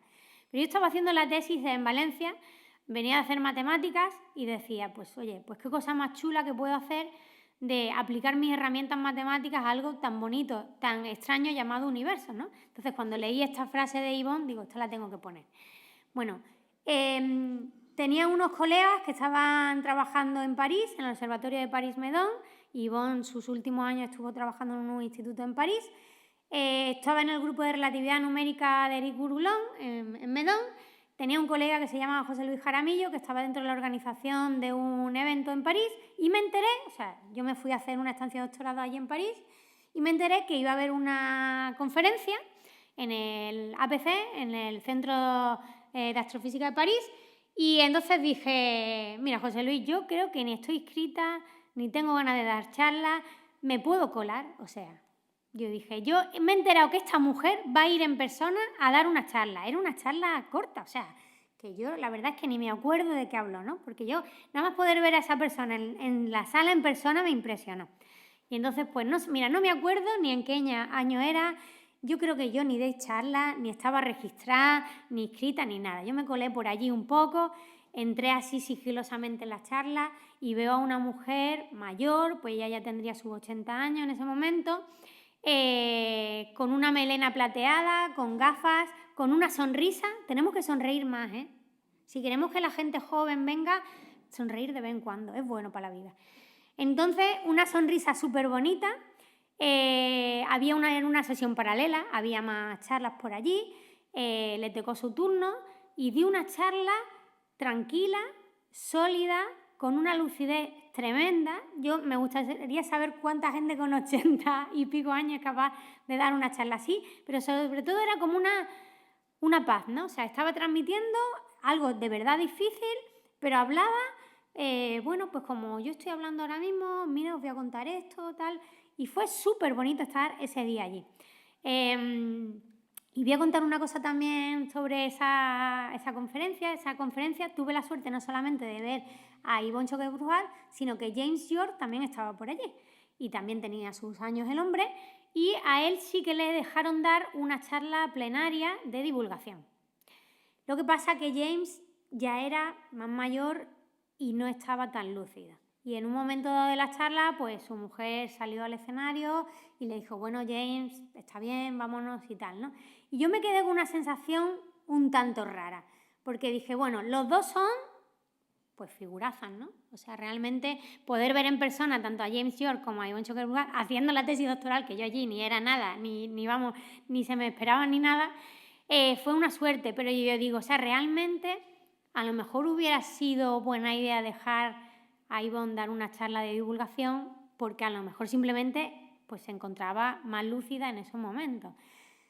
No sé cuánto de eso será pues, por ser mujer o porque ella a lo mejor fuese más tímida o simplemente porque a lo mejor James pues, quería darle la oportunidad. No tengo ni idea, pero yo me quedé con esas ganas de, bueno, les he escuchado hablar a los dos, pero quizás la charla de Yvonne pues, me gustó un poquito más, ¿no? Y sobre todo me quedé con la sensación que muchos de los nombres que he comentado antes seguro que os suenan, pero no sé si os suenan tanto el nombre de Yvonne Choquet Bruhat. Creo que no se le conoce tanto como debiera y creo que conocer a las mujeres que contribuyeron significativamente a la ciencia es una cuestión de justicia y de memoria colectiva. O sea, yo no he hecho a nadie del sitio, sino que lo que quiero es que entre en todo el mundo que debería estar ahí. Y bueno, y entonces para rematar la faena, esta mujer dice, fallece el 11 de febrero, hace un año. Entonces, hoy estamos celebrando realmente todo, el aniversario del fallecimiento de Yvonne Choquet Bruhat, el 11 de febrero, las ondas gravitatorias. Nos dejó un 11 de febrero, tenía 101 años, esta es una de las últimas fotos, estas dos son de las últimas fotos. Me encanta que aquí está medio sonriendo, aunque mira el ordenador, y aquí de nuevo está sonriendo. Sonreír un poco más, de verdad, es bueno en la vida. Y bueno, o sea, digo, uy, si termino la charla aquí, dejo un mal rollo, ¿no? Porque digo, hay que ver, siempre estamos que no se valora a la gente. Necesitamos más diversidad. No solamente necesitamos incluir a las mujeres, necesitamos incluir a todos los colores y a todos los puntos de vista en general en la ciencia. Y el entorno académico que deje de ser un poquito menos tóxico. Pero bueno, entonces termino aquí y dije, uy, qué mal rollo, ¿no? Voy a terminar aquí y tal. Y entonces leo que la alcaldesa de París, Ana Hidalgo, hace muy poquito decidió que en la Torre Eiffel, que desde que se construyó ya tenía los nombres de 72 científicos ilustres franceses, pues que de aquí a muy poquito van a incluir el nombre de Yvonne Choquet Bruhat y también de Cécile de Witt-Moreau, que es esta mujer de aquí, que es era compañera de Yvonne en el instituto donde trabajaba en París, y de 70 mujeres científicas más en la Torre Eiffel. Así que cuando vayáis a ver París y veáis la Torre Eiffel, yo creo que de verdad, a partir del día que hagan esto, brillará un poquito más porque incluirá los nombres no solo de franceses, hombres ilustres y maravillosos, sino también de mujeres francesas ilustres y maravillosas como Yvonne, como Cécile y como un montón de compañeras. No quería hacer una charla demasiado larga porque me encantaría que hicierais 1000 preguntas y que mis compañeros que están aquí aportaran más comentarios, pero me quedo con eso, ¿no? Que ahora cuando miréis a la Torre Eiffel, yo creo que aunque sea de día y no esté encendida, brillará un poquito más. Así que muchísimas gracias por vuestra atención.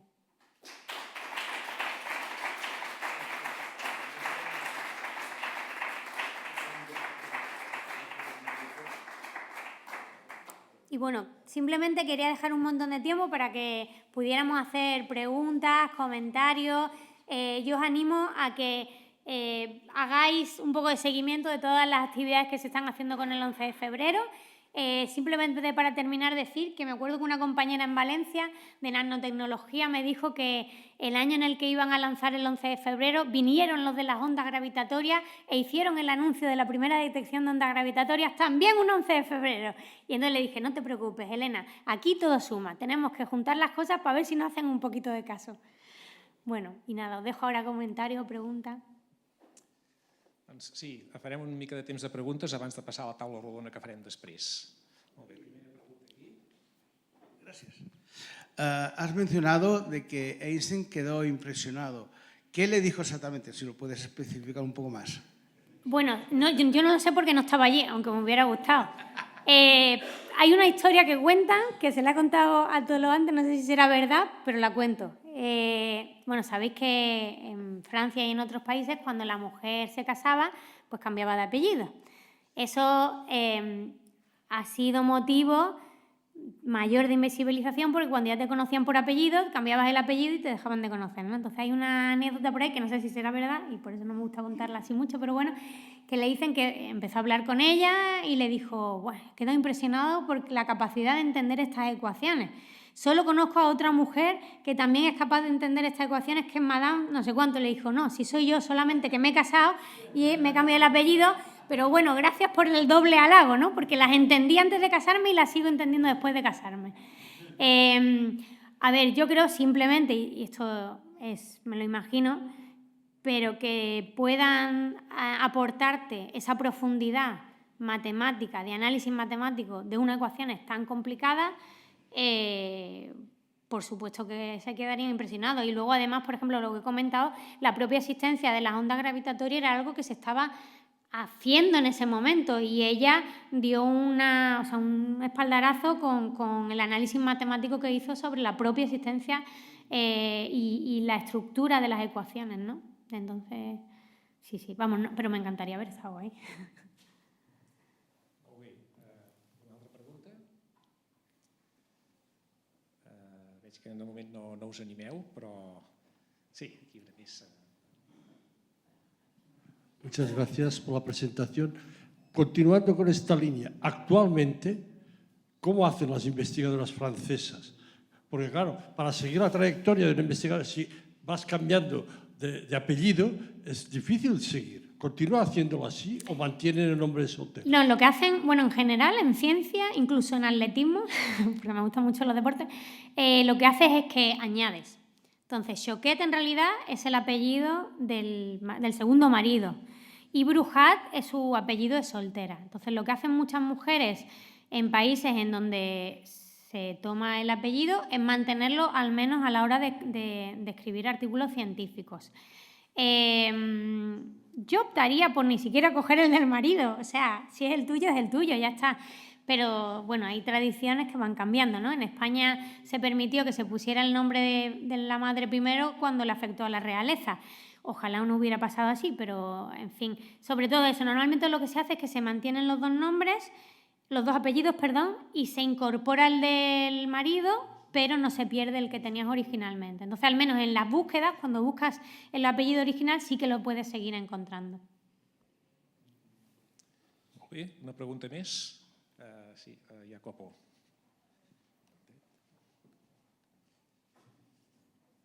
Bueno, y sobre todo si alguien tiene algún comentario que añadir, porque yo sé lo que he contado, pero seguro que mucha gente de aquí conoce también más anécdotas que quiera compartir. Gracias por la charla. ¿Conoces alguna anécdota sobre, bueno, su reacción sobre la descubierta de ondas gravitacionales, como tenía 95 años cuando fueron descubiertas. No te termino de entender. ¿Alguna anécdota de? Sí, Perdona. sobre ella, ¿cómo fue su reacción sobre la descubierta de onda gravitatoria en 2015? No lo sé. Me contó Thibaut que realmente la medalla esta que le dieron en 2018 estaba tremendamente agradecida. No pudo ir ella a recogerlo, me imagino, porque ya era muy mayor y tal. Pero que, digamos, una persona con este currículum, que le den un premio y que se siga sintiendo halagada, que siga yendo a conferencias a dar charlas cortitas. Para mí la anécdota fue que ella seguía disfrutando con la ciencia mucho y valorando mucho los reconocimientos que le hacían. Pero de ese momento no lo sé. A ver, cuando yo nací ella ya era un poco estrella. Sí, yo te diría eso, ¿no? La cercanía. Para mí me quedo con esa sonrisa que tiene por aquí, ¿no? Pero bueno, Roberto y seguro que tienen algo más que decir. Sí, simplemente que, yo sí la conocí en persona, no mucho, en una conferencia en 2006 o 2008 en Copenhague, en Niels Bohr Institute, en un workshop relativamente pequeño, y ella estaba allí, tenía 80 y algo años, dio una charla, me impresionó, creo que era sobre el problema de la evolución de las ecuaciones de Young-Mills. La última parte. Sí, fue una charla que ella ya tenía 80 años, pero me dices, bueno, a ver, esta señora que... Sí. Dio una charla fantástica y después lo que recuerdo también, pues eso de estar, cuando íbamos a comer durante el workshop, una persona encantadora. Exacto. La recuerdo como una persona encantadora y como dices eso, sonriente y con un acento francés fuerte. Sí, y bueno, sí, mi recuerdo es muy bueno de ella. Sí, yo, no me acuerdo de qué habló ese día, pero que una persona con esa edad dé una charla tan fluida y tan tranquila y tan serena, eso me impresionó muchísimo. Sí. ¿Por aquí había alguna mano? Sí, una altra pregunta? Sí. Bé, només, diguéssim, d'aquestes científiques franceses que figuren a la Torre Eiffel, suposo que estarà, i segur, la Marie Antoinette Tonelade, que era la marquesa de Châtelet, que prenia el nom això, perquè realment és la que va traduir al francès del llatí, i millor que la versió anglesa els principis de Newton. Sí, no solament traduir, aclarir, per això, fer experiments... Notes a peu de pàgina, tot, que encara avui en dia és vigent la seva traducció. Sí, exactament. I no solament va fer l'experimentació d'entendre per on agafar l'energia, el moment, si era velocitat al quadrada i tot això. I fins... Va estar 2 segles o més com a llibre per entendre... És que continua sent una traducció al principi. I va tenir una polèmica sobre mecànica amb el president de l'Acadèmia Francesa i va guanyar. Tenia ella la raó i no el president de l'Acadèmia. I una cosa important és que Voltaire, que també era conegut perquè va escriure sobre la física de Newton, un llibret, ell sempre va reconèixer públicament que li devia a ella. És a dir, ella no va ser minusvalorada a la seva època, sinó molt valorada per Voltaire mateix. En canvi, el segle XIX és el segle que ensorra les dones en ciència i domina totalment el masclisme victorià i napoleònic, per dir-ho així. Després de la Revolució Francesa hi ha un retorn, no un triomf, sinó un retorn de l'apreciació de la dona en tots els àmbits, en la ciència en particular. I, diguéssim, Voltaire es desfeien elogis, de fet vivien junts, i el fill que anaven a tenir junt és en el seu naixement quan va morir ella, dissortadament, perquè hagués estat encara més brillant del que realment va estar. Sí, jo crec que hi ha, la veritat, diversos exemples de dones que van fer contribucions superimportants i que en el moment de les seues contribucions sí que van tindre reconeixement per part dels col·legues, diguem, no? Però quan passa el temps de la història, com si passara la pàgina i ja no es veu tan clarament com deuria. I així, a veure, jo sí que crec que necessitem un poc més de memòria, no? De reconèixer i de tornar a agafar noms que s'han quedat per ací, al peu d'una pàgina, o amb el nom del cap que havia al laboratori o coses així, no? Però sí, jo crec, per descomptat, que tota la gent que va treballar amb Yvonne va reconèixer clarament la seva valia i les seues contribucions, però per a mi el problema ve quan passa el temps i no posem tots els noms al mateix nivell, no? Sí, totalment d'acord. Només un comentari Sí, clar. pel que has dit i donar-te tot el suport en què realment la història de la ciència, que acabes de dir, hauria de ser patrimoni de tota la població, de l'educació, perquè la història només es fa de militars, de caps d'estat i batalles, diguéssim. I per tant, Russell ja va dir que amb el poder que tenim, que la ciència ha donat, o valorem la gent per la seva visió científica del món i la seva contribució a la ciència i no pels mèrits militars o pecuniaris on anem molt malament cap a la nostra destrucció. Sí, sobretot perquè la guerra no salva vides i la ciència sí. Un últim comentari d'en Roberto, si ens pot fer. Clar que sí. También a cuenta eso de Cecil de Witt Moret, que ella era también la mujer de Bryce de Witt y tomó su... Ella, o sea, ellas dos y después otra tercera mujer que no recuerdo, tenían un libro, Analysis, Manifolds and Physics. Bueno, sí, pero ese libro yo lo recuerdo, es un libro que tenía tapas amarillas. Es el libro de matemáticas para física, no es de física y matemáticas, es de matemáticas para física. Yo lo recuerdo cuando yo era estudiante, era para mí, o sea, dominar ese libro, y Carlos veo que también, todos los que lo conocíamos, era, o sea, lo más. Y volví a ese libro de hace no mucho tiempo, y el libro sigue teniendo una vigencia fantástica, ¿no? Es buenísimo. Es un libro de, si alguien quiere saber matemáticas para la física, toda, creo que no hay otra referencia mejor. Pues y lo hicieron ellas, y pondré la foto, tres mujeres. Añadiré la foto del libro. Muy bien, sí. No, yo es que además encontré la foto que era súper reciente y que estaba con una compañera que también iba a ser destacada en la Torre Eiffel, dije, yo tengo que terminar con esta foto. Sí. Y realmente es un día muy bonito el que estamos celebrando hoy porque los tres motivos son por sí solos pues, razón de sobra para celebrar. Así que una persona que une onda gravitatoria 11 de febrero y todas las contribuciones que hizo, pues está muy bien que la estemos recordando hoy aquí. Jo voldria agrair de nou a Isabel Cordero per la seva xerrada, un aplaudiment. Ha estat molt... Moltes gràcies.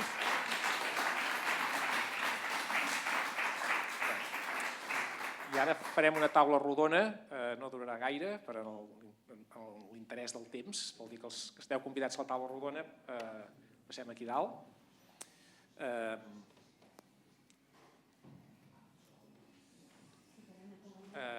En Carlos Sopuerta, per qui no el conegui, és professor del CSIC, a l'Institut de Ciències de l'Espai, i ja heu conegut a les que ens han fet xerrades Anna Climent i Roxandra Montarescu de l'Institut de Ciències del Cosmos.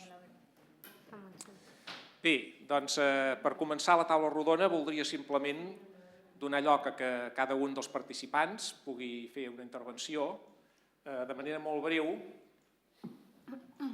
Podem passar... Ara no em passa això. Per passar a la següent... És que no m'està funcionant això, potser hi ha un altre... Com és que no funciona? Pots passar un parell de... Vale. Bé, doncs com ja ha dit Isabel Cordero, podríem pensar de dir quines són les persones que més han contribuït a aquesta història, a aquest desenvolupament teòric de la relativitat general, des del principi, passant cap als forats negres i després el que és el problema de dos cossos aquest que es fa tan complicat en relativitat general i les ones gravitacionals que s'emeten. He posat aquestes 10 persones, algú podria fer una altra elecció, també n'he posat un de jove aquí de la generació actual, Franz Pretorius, aquí també hi ha molta altra gent, esclar, que ha fet moltes contribucions, però jo de fet vaig pensar en preparar aquest acte perquè també em vaig adonar que molta d'aquesta gent els coneixia de sempre, però la Yvonne Choquet Bruhat la coneixia molt menys, i que per tant hem de fer alguna cosa, efectivament, com molt bé has explicat, per conèixer per fer que la ciència sigui diversa, la ciència sigui per tothom i la ciència també aconseguim la igualtat de gènere tan anhelada, no? I hem de continuar fent això. I simplement volia posar algunes suggerències per temes que podem tractar, però que jo crec que farem només una ronda, que cadascú de vosaltres aneu parlant del que us sembli i que després puguem fer participació amb el públic.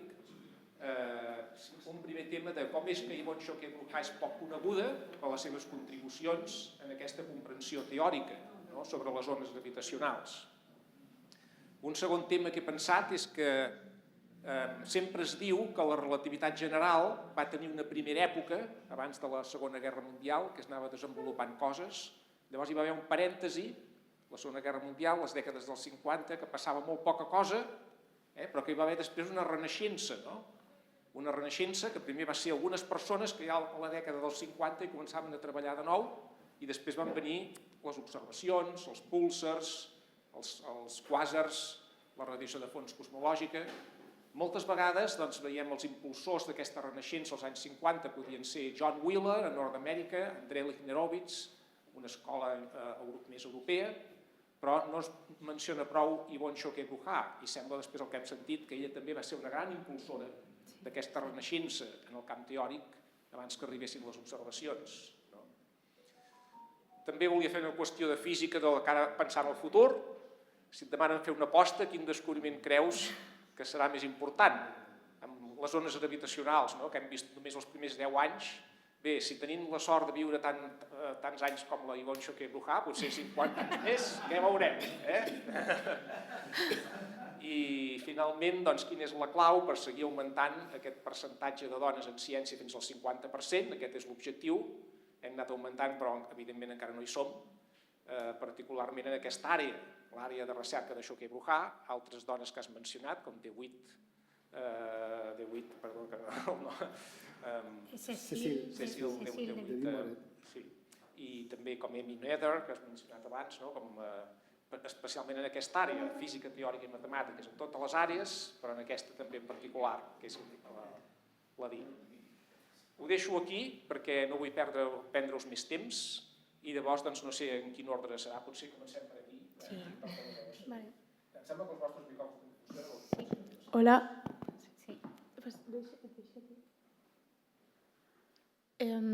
O sigui, contesta la primera, va així, Jordi.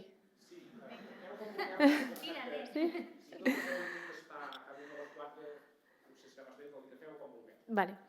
Bueno, yo respecto a la primera, yo crec que lo raro seria que estiguéssim parlant d'ella o que li donéssim la importància que té, perquè crec que les dones han estat molt invisibilitzades al llarg de la història.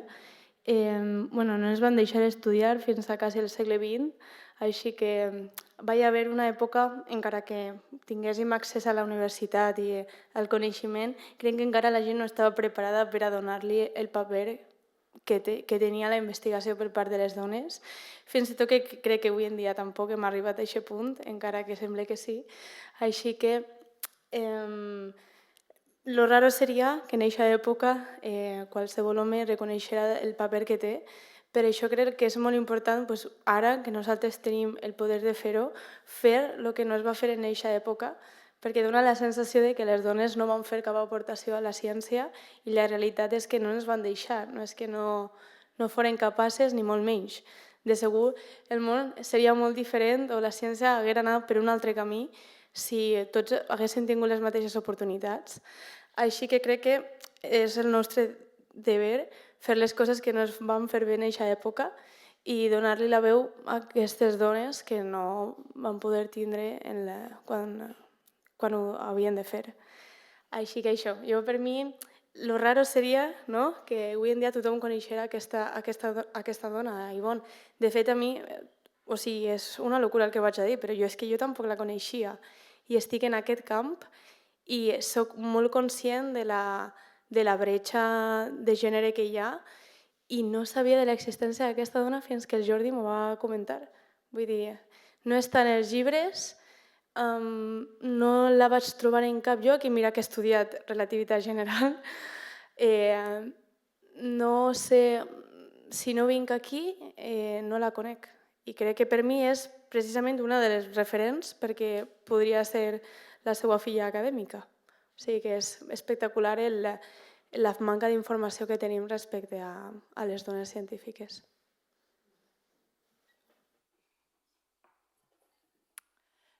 Yo quiero hablar de la última pregunta. Porque para mí es importante que tenemos, como Isabel ha dicho, no solo mujeres, pero personas con diferentes educaciones que contribuyen a la ciencia.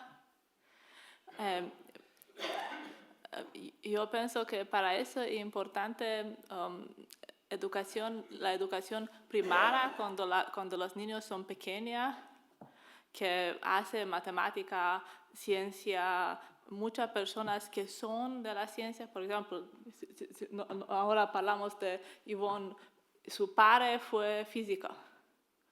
Si preguntas a cada mujer que es en la ciencia,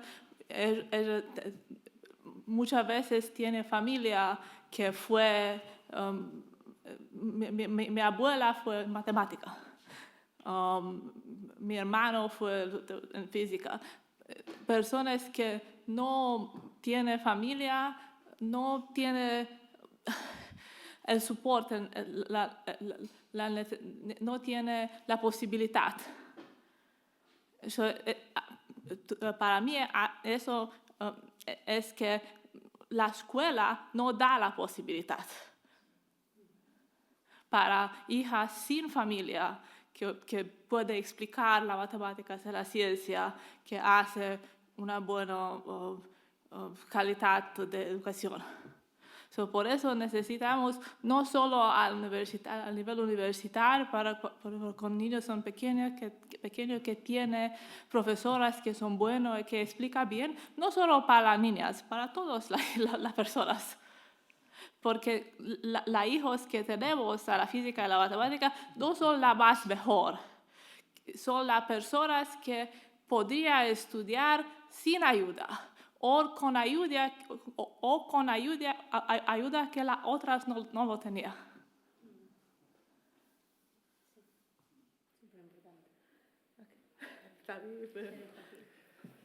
Bueno, jo voldria parlar de la primera, però una mica introduint un nou personatge que jo crec que no hem parlat, i és que jo crec que una de les coses que passa, perquè no es coneix tant la Yvonne, és que jo crec que la realitat general, en molt de temps, va estar bastant amagada respecte d'altres camps de la física, i jo crec que si ara digués noms tant de relativistes, dones com homes, segur que no coneixeu ni la meitat.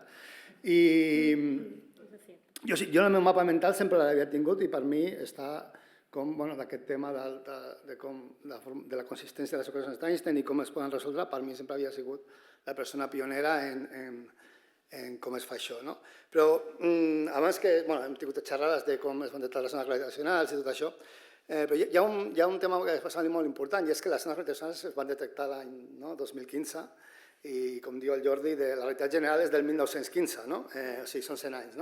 I la idea d'intentar detectar-la sempre havia estat allà. I, com dic, molta gent pensava no, això és impossible, això no es pot fer. I durant molt de temps ningú feia cas i fins que va aparèixer el púlsar binari de Husson-Taylor als anys 70, que després es va veure que era un púlsar que perdia energia segons la realitat general perquè allà s'emetien ones gravitacionals.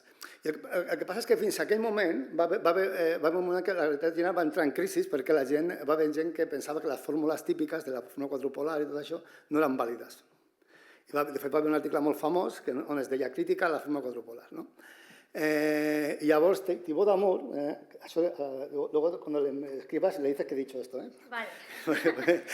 Thibaut d'Amour con Nathalie de Rouel, que és una altra francesa, que està viva, aquesta sí que està viva, passa que ara es dedica més a la cosmologia, es van ficar, van fer càlculs bastant, que ja estan iniciats per altra gent, però ells van ser, de fet, Thibaut d'Amour va deixar de fer el que estava fent, ella em sembla que no sé, era estudiant o postdoc en aquella època, i els dos van fer uns càlculs horribles, però que amb el temps van dissipar aquesta crítica, aquests dubtes que aquelles fórmules poguessin descriure aquell sistema, I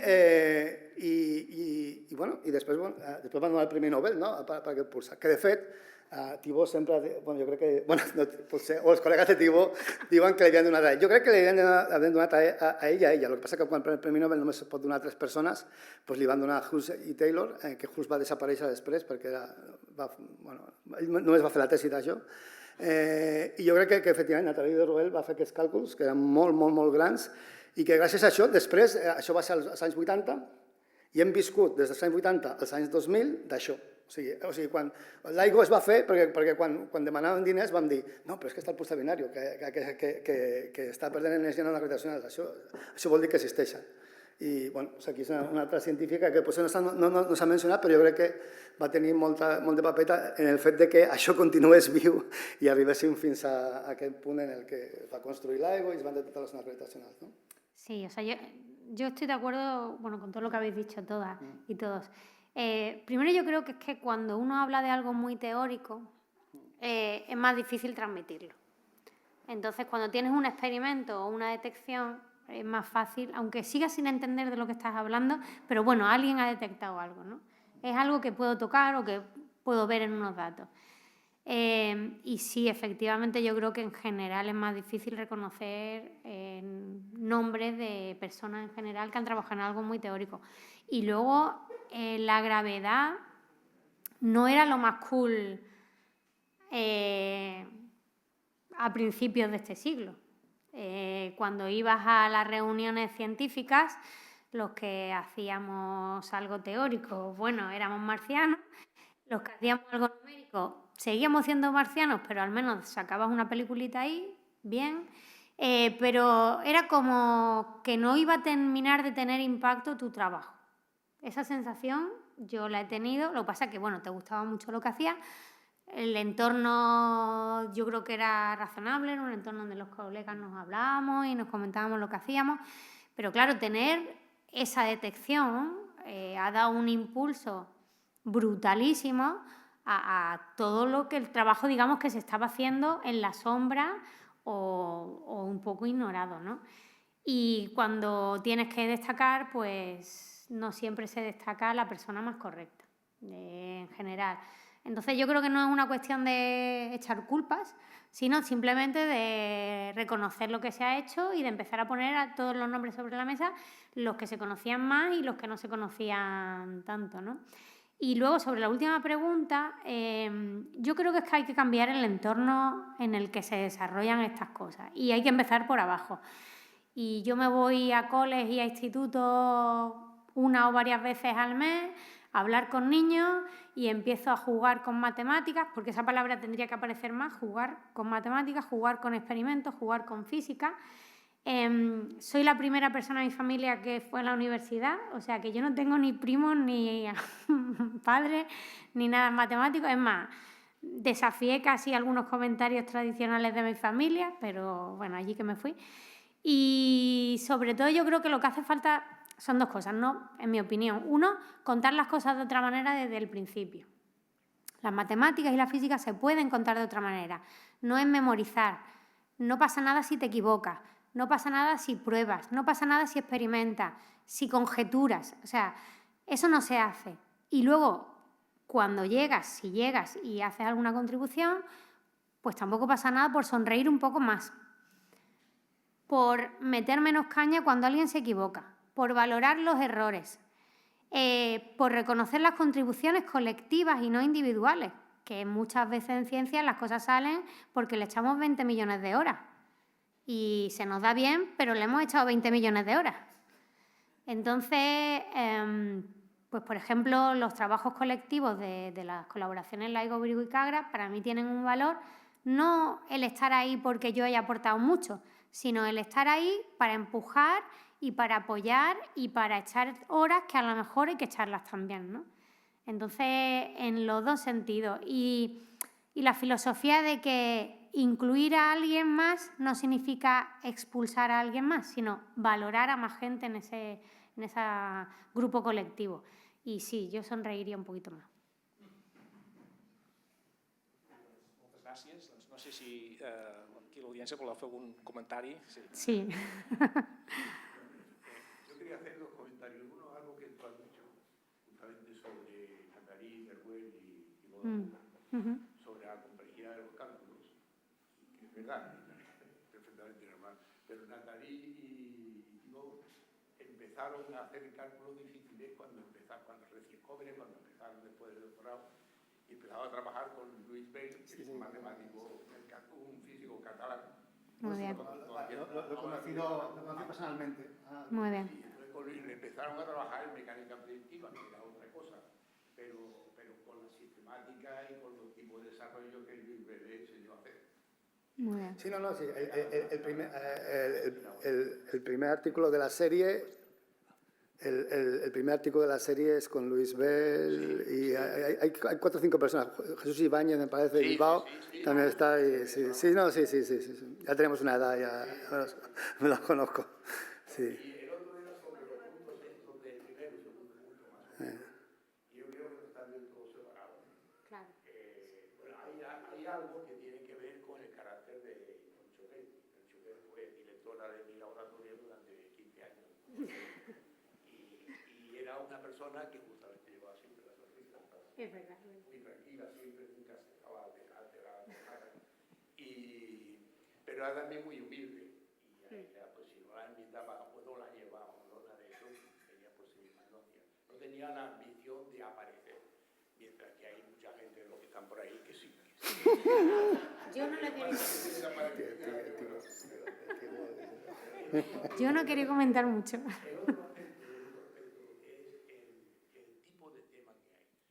Ahí abajo está escrito física teórica y matemática. Claro. Pero hay física teórica, hay física matemática, hay matemática. Y muchas de las cosas que el equipo de Yvonne, yo antes pertenecía al equipo de Linderovich, ¿no? Cuando se jubiló, yo pertenecía a él. Yo fui el último alumno de Linderovich, el último alumno físico. Un último alumno físico y un último alumno matemático. Yo fui el físico. Y tanto Linderovich como Yvonne, mientras que Linderovich estuvo en funcionamiento y hasta los años 80 y algo, el tipo de matemáticas que hacía en el resto del mundo estaba casi mal visto. Si tú empezabas, Linderovich fue el que remató la estructura matemática de la relatividad. La relatividad se estaba funcionando con la matemática de Ricci y compañía de finales de 1800, principios de 1900. Y se había hecho muchísimo el concepto de variedad diferencial. Perdón, hoy en día se dice que el espacio-tiempo... Hoy en día se dice que el espacio-tiempo es una variedad diferenciable. Sí. Eso se dice desde los años 30, 35, porque el concepto de variedad diferenciable no estaba en 1905 ni en 1915.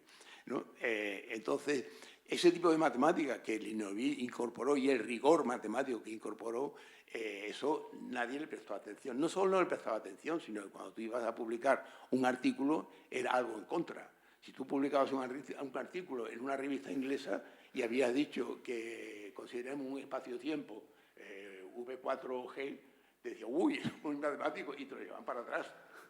Tenías que empezar diciendo que tenías una métrica de espacio-tiempo G alfa beta, con alfa y beta de 1 a 4, etcétera, etcétera, ¿no? Yeah. Si no, te lo rechazaban, te decían que eso era muy matemática y no era para la revista, que lo mandaras al tal.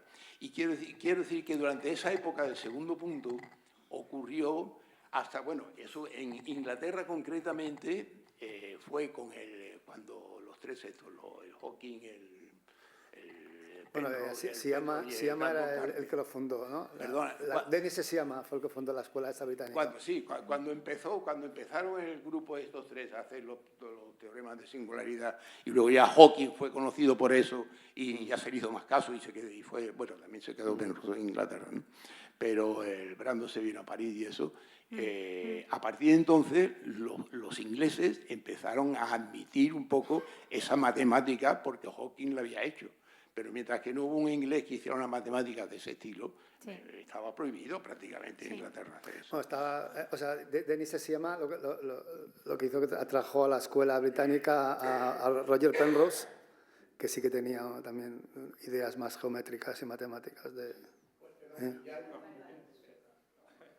quizás vamos a dejar que la mesa, que los miembros de la mesa respondan, porque gracias por su comentario, que no sabía que había un alumno de Lisnirovich en el público, però sí, és molt interessant que podeu...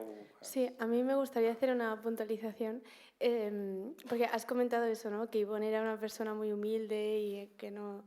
Pero también creo que eso viene de su condición de ser una mujer en esa época. Entonces creo que muchas veces... seguramente si Yvonne hubiera sido un hombre, hubiera sido tan soberbio como el resto, porque, o bueno, soberbio o lo que sea, pero que muchas veces asociamos que no, es que es muy calladita, es que le da vergüenza, y eso no va asociado más con su personalidad, sino más que con la condición femenina que ha tenido desde pequeñita. Sí, habrá parte y parte, ¿no? Habrá parte y parte. Sí, habrá parte y parte, pero creo que tampoco es excusa para que no se la conociera. Persona, Àngels Ramos, també. Bé, anem a redirigir aquest debat al tema de les dones i tal, i jo volia preguntar això, amb això que acabes de dir, aquesta mena d'humilitat i tal, no és només part del caràcter femení, que n'hi ha que són humils i n'hi ha que no ho són, sinó una mica la pressió social. Sí, sí, Llavors, tú lo has dicho mismo, has dicho, a mí casi que me decían de dónde me metía, ¿no? En mi caso era... Yo sí que tenía una madre que fue química, pero cuando tuvo hijos se dedicó a cuidar a sus hijos, ¿vale? Pero yo hice física, porque cuando yo dije que iba a hacer física en mi casa, es como si hubiera dicho que hacía filosofía. Les importaba un comino lo que yo hiciese. Que los chicos hiciesen industriales, vale, que yo hiciese física o arte, les daba absolutamente igual. Esto me dio una cierta libertad. No, pero lo que yo quiero decir, y también lo ligo un poco con lo de Ruxandra, es que aparte de la educación hay una presión social que no sé si ahora ha desaparecido o está desapareciendo, que hace que las niñas no se crean capaces de, ya a una cierta edad temprana. Y entonces esto te acaba haciendo, te acaba haciendo un poco humilde, aunque no lo seas en otras cosas, ¿no? Humilde en este campo, porque dices, bueno... Sí, también para la media, la televisión, ¿no? Siempre las mujeres son con pecho, que se ve, no así. Sí, no, la imagen que tenemos de la mujer sí, no es la más científica. Entonces yo quería hablar con Ana en el sentido de que cuando yo empecé la carrera de física, aquí hay muchos profesores que habían sido mis profesores aquí, las profesoras que habíamos entrado en mi departamento, que éramos 4 de 30 más o menos, todas éramos luchadoras. Éramos estas echadas para adelante, de que no nos callábamos y tal. Y no veía mujeres porque claro, las otras ya se habían caído por el camino. Entonces yo veía muchos hombres a mi alrededor, de estos más chulos o más abrandats, que es diu, però en canvi, de dona... Però també hi havia homes més humils i més tranquils. En canvi, de dones, les que arribàvem una mica més amunt eren perquè havíem hagut de lluitar. I això m'agradaria que anés canviant. I no sé quina percepció tens tu d'això en aquest moment, Anna. A ver, yo creo que continua un poc igual. O sigui, sí que és veritat que ara l'accés a l'educació és més igualitària i si has de demanar una beca per fer un doctorat dona igual el caràcter que tingues perquè necessites la mitja que has agafat, però jo sí que crec que a l'hora de posar-te damunt d'un públic, que potser és la gent que et contractarà més tard, o quan comences a parlar de la teva investigació, que potser és necessari per a que després alguna persona et contracte en no sé què universitat. Ahí sí que necessites, jo crec que treure caràcter i fer-ho com es feia en aquesta època. O sigui, jo crec que encara es necessita un poc de garra per arribar dalt. Yo creo que sí. No, és igual, és que em puc emocionar molt. Els paràmetres segueixen sent que sembla que serveixis més perquè ets més cridanera o tal, i hauríem de tenir els altres paràmetres i per això és necessari arribar a aquest 50%, perquè s'homogenitza una miqueta com avaluem a la gent. Jo me'n recorde quan vaig agafar la plaça, no era permanent però quasi, de professora de matemàtiques, encara estava començant i això dels treballs fi de grau, que ara tenim. ara mateix, o sigui, quan jo va fer matemàtiques, eren dones al voltant del 60%. Va arribar el 2008, tinc una gràfica en el meu despatx que posa això et pareix normal? A mi no. Perquè va arribar el 2008 en matemàtiques, que com no sabia ningú això què era, doncs teníem diversitat.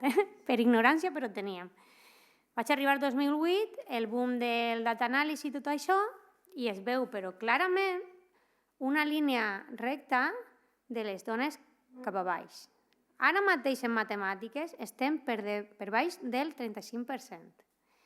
En aquesta circumstància de números, que no teníem moltíssimes dones al grau de matemàtiques, els 11 primeres persones que van arribar al meu despatx per fer el treball fil de grau eren dones.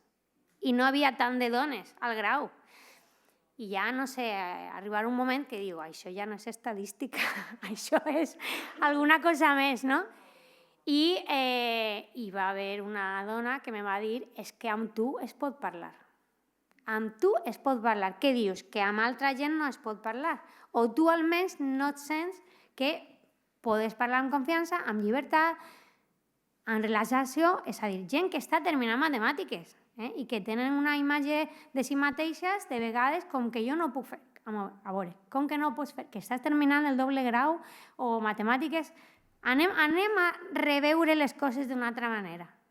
I així, tranquil·litat, anem a fer treball i anem a veure on arribem. Per això dic que jo crec que necessitem també, a més de començar fent les coses d'una altra manera al col·legi, l'escola i tot això, també al món acadèmic podem fer les coses, dir les coses d'una altra manera. Que no necessitem ser supervivents de dones així amb caràcter. Que jo tinc caràcter, que jo, si fa falta el que no la tinga, que venga. Però que podem somriure i fer les coses d'una altra manera. I també, per exemple, a mi m'agrada moltíssim que tinguem un home així a la mesa i que necessitem aliats. O sigui, que no és que jo m'agarre el micro i diga hem de fer les coses d'una altra manera. No, que també ho diga una altra persona, un altre col·lega, i que quan una dona fa un comentari que pareix raonable, que tenim col·legues, homes, que diguen a mi també em pareix raonable. Això s'agrada, o sigui, s'agradeix moltíssim. Si no ho heu fet, feu-ho. Moltes gràcies. I també volia dir que els 4 punts que són aquí són totalment només culpa meva perquè els he proposat. Complementaris. Vol dir que la idea és simplement suggerir i després podem parlar del que la gent cregui millor. Vol dir que algun altre comentari, pregunta sobre tots aquests temes? Jo puc fer... Vale, sí, jo... Per ser el seu nom, perquè com que és estudiant de l'Andrei Lignorovic, sabem qui és. Bartolomé Coll. Bartolomé Coll. No, quería decir, no, solamente... No, solamente decir que yo pienso que la mujer todavía está lejos de alcanzar en ciencia y en otros muchos de eso el mismo nivel que los hombres. Eso es verdad, ¿no?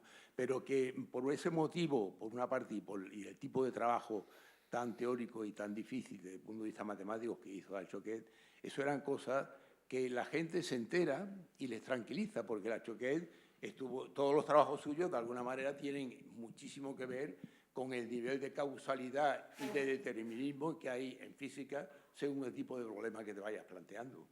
Pero una vez que te dicen que sí, que la física para tal tipo, la relatividad para tal tipo de ecuaciones siempre tiene, o para tal tipo de planteamiento siempre es causal, pues ya te dejan tranquilo, ya el experimentador ya no se interesa más, le da igual. Y quiere decir que el conocimiento de los resultados, de muchos de los resultados de la Choquet, tranquiliza al experimentador o al teórico de otro nivel más diferente, que no es tan matemático, pero ya está, le da confianza, pero ya no le interfiere más en su trabajo, ya no le es necesario. Mientras aquí le pasa también con la matemática y en muchos niveles, ¿no? Y sobre todo en las ondas gravitacionales, en donde durante muchísimos años el problema es tener aparatos sensibles, espejos sensibles, antivibradores sensibles, un montón de cosas súper sensibles que no tenían nada que ver con la matemática. Entonces, eso también fue uno de los motivos en donde, por ese trabajo, a la gente se le presta menos atención. ¿Y puedo decir algo?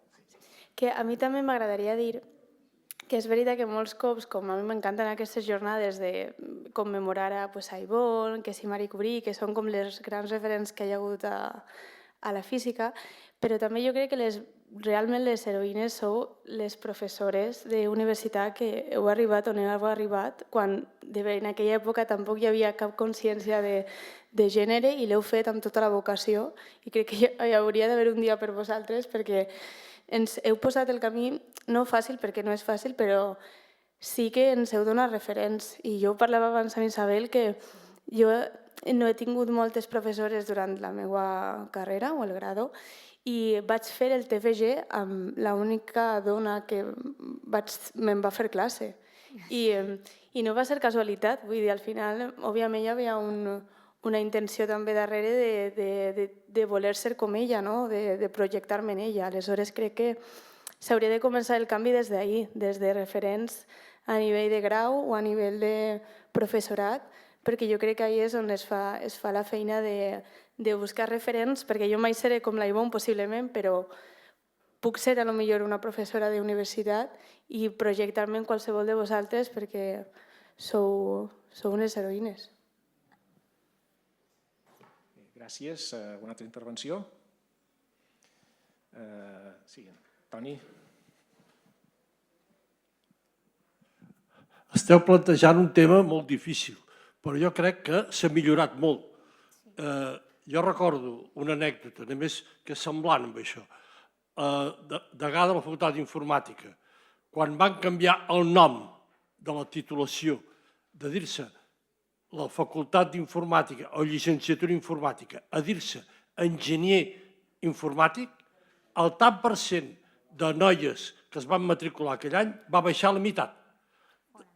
Hi havia quasi un 50% que la UPC era a les enginyeries, la proporció de dones era baixa, i encara no sabem per què el sol fet de canviar el nom, i era el mateix tipus d'estanyaments, era una substitució de llicenciada en informàtica, de llicenciatura en informàtica, a enginyeria informàtica.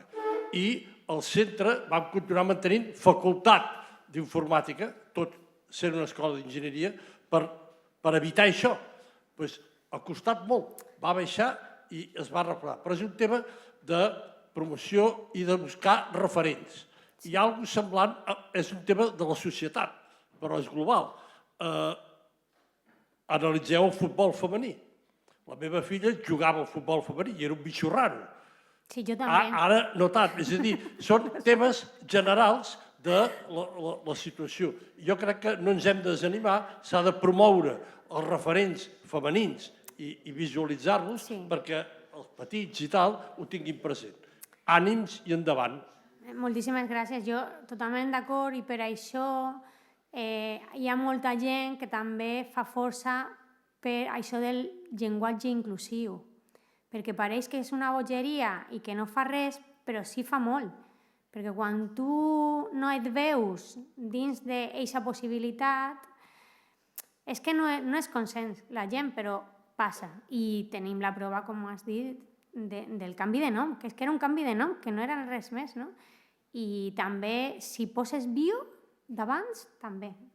Passa el contrari, que puja, no? Que està bé, però que no hauríem de tindre que arribar a aquest punt de manipular, no? Podem dir, però sí, jo per això també fa molt de força del llenguatge inclusiu, no? En general. No dir, podem dir l'alumnat de manera col·lectiva. O, per exemple, també en altra posició de vulnerabilitat, no m'agrada dir estudiant de doctorat, perquè no estan estudiant, estan treballant, i prefereix fer coses com investigador predoctorat, encara que sigui un poquet més llarg, però que no passa res, perquè a la persona que està a l'altre costat, encara que no siga plenament conscient, sí que hi ha detalls que són més com apertura, no? Un poquet d'apertura, així. Que sí, totalment d'acord. Bé, jo també m'agradaria fer potser una altra pregunta o comentari. Pel futur, m'ha sobtat... no hem dit res del futur. Perdó? Que no hem dit res del futur, no? No, però m'ha sobtat bastant el comentari d'en Carlos, que has comentat això, que, de fet, tot això de la relativitat general es veia com un camp molt de segona, diguéssim, no? Fins que va haver-hi el descobriment del púlsar binari, que es va veure que realment les ones gravitacionals existien d'una forma observacional i que, en canvi, la teoria que s'havia fet abans, en concret d'Yvonne Choquet Bruhat, que realment impulsava molt tota la demostració que això de les ones gravitacionals era realment una predicció de la relativitat general, no va comptar tant, d'alguna manera. I volia preguntar-vos, potser aclarir una mica aquest tema, i també si això penseu que potser té a veure amb aquest parèntesi que a mi encara em sobta, de dir, des del treball de Choquet Bruhat fins que la gent aprèn com fer càlculs numèrics en relativitat i que pots posar en pràctica les equacions d'Einstein per predir això que anem a observar quan detectem la primera ona gravitacional, aquest parèntesi ben bé com l'entenem, no? Jo crec que el parèntesi és més gran. Jo crec que la realitat general es va fer una mica per casualitat, perquè jo crec que no hi havia cap necessitat de fer la realitat general el 1915.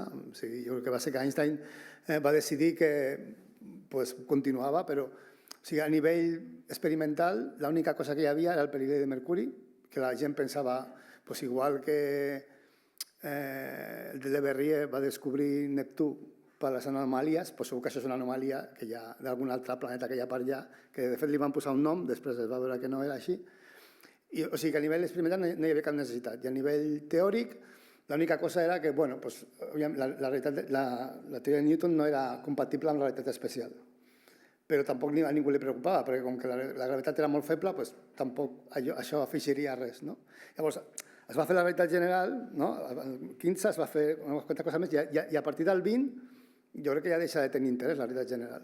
No només i fins als... Llavors, el que passa, i jo no sé si Bartolomé Costa, jo crec que va passar que la gent que va començar a treure per això va ser gent més matemàtica, com a l'escola de Linerovich o altres escoles que van començar a estudiar perquè els agradava aquestes equacions que hi ha aquí.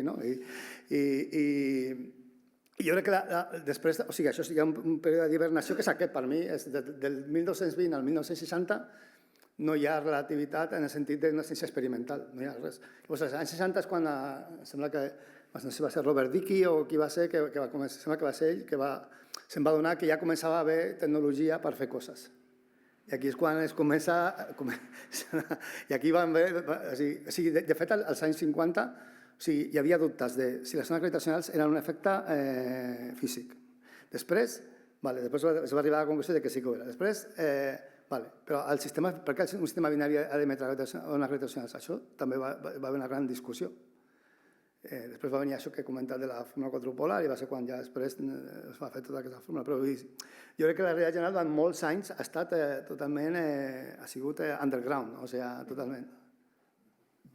Y luego también la parte de numérico es que los intentos primero no funcionaban. Entonces hasta que los ordenadores... 40 años de intentos que no funcionaron. Bueno, vamos a decir, hasta que los ordenadores tiraron y entendimos cómo hacer la resolución numérica, que ahora se entiende por qué no iba, pero no es trivial. O sea, son ecuaciones muy complejas, muy no lineales, que tocas una cosa y se te va de madre por otro lado.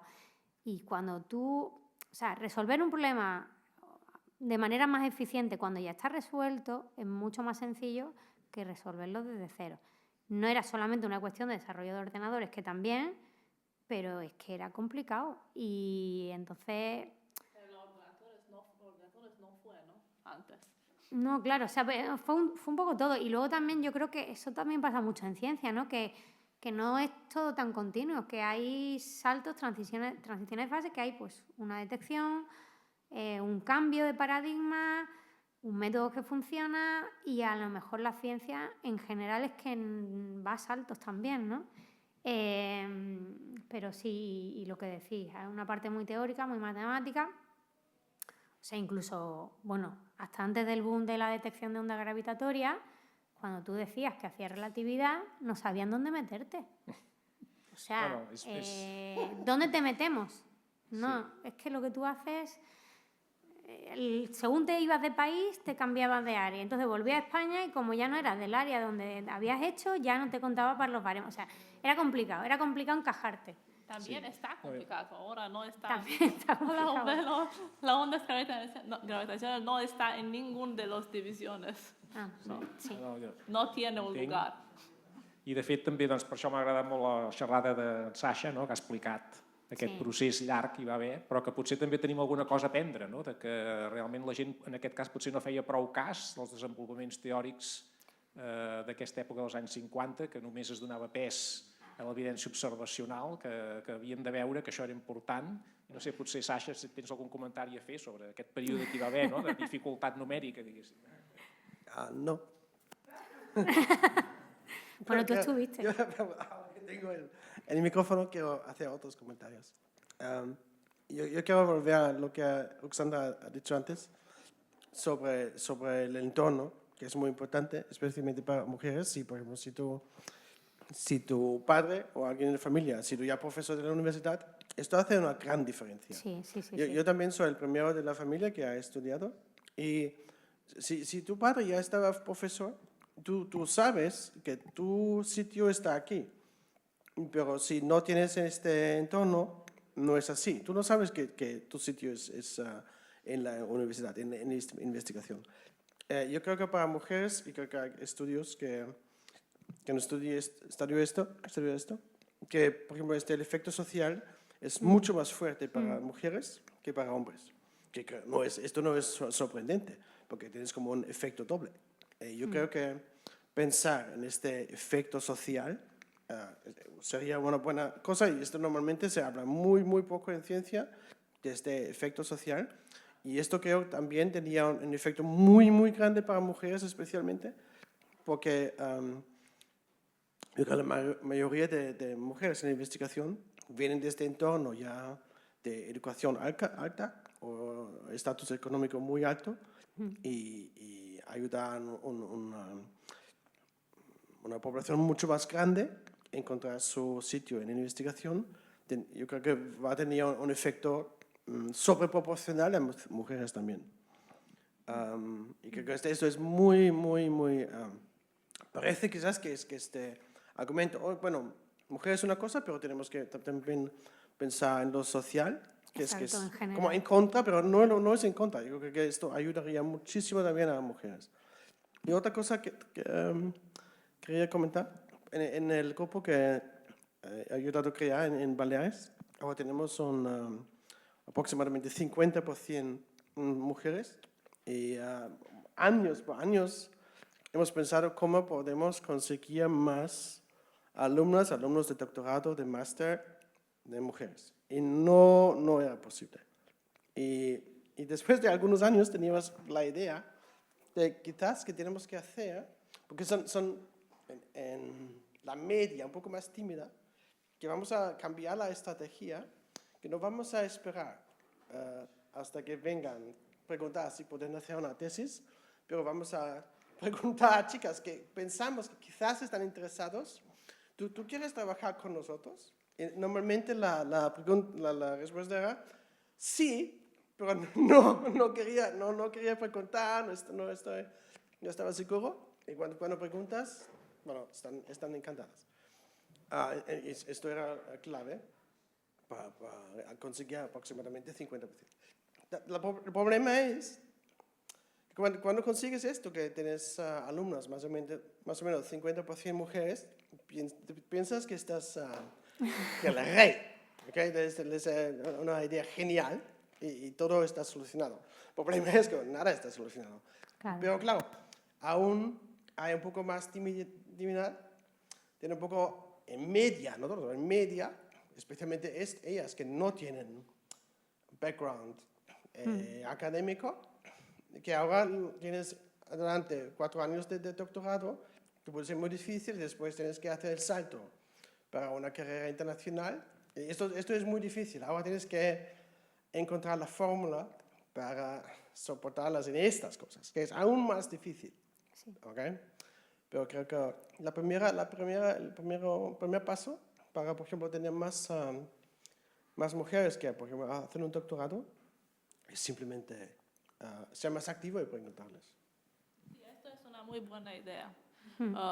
Por ejemplo, Sol Tukowski va a preguntar a mí si quiero trabajar con él. Él tenía muchos estudiantes que querían trabajar con él, pero él escribía el correo electrónico a mí y preguntar, Ruxandra, estás aquí para más de un año, ¿quieres trabajar conmigo? Esto fue... Y yo creo que Sasha lo que dice es súper importante porque ahora estamos empezando a conseguir en muchos grupos que el porcentaje en predocs se iguale. Pero acaba el doctorado y abandonan. Ellas abandonan masivamente, pero es que las condiciones de trabajo no ayudan a un balance personal, para nada. Y todavía el impacto social, o sea, digamos, socialmente, a ellas les pesa más que a ellos la familia y otros roles. Entonces, vamos, totalmente de acuerdo en atraer y luego en pensar cómo mantener... O sea, si tú dices que cada año y medio tienes que cambiar de país, mucha estabilidad no da. Tema maternidad no hemos entrado, pero en general no da mucha estabilidad. Entonces, lo que yo sí que estoy viendo, por ejemplo, es que a nivel de doctorado sí que empieza a haber más igualdad, pero hay un abandono masivo después del doctorado.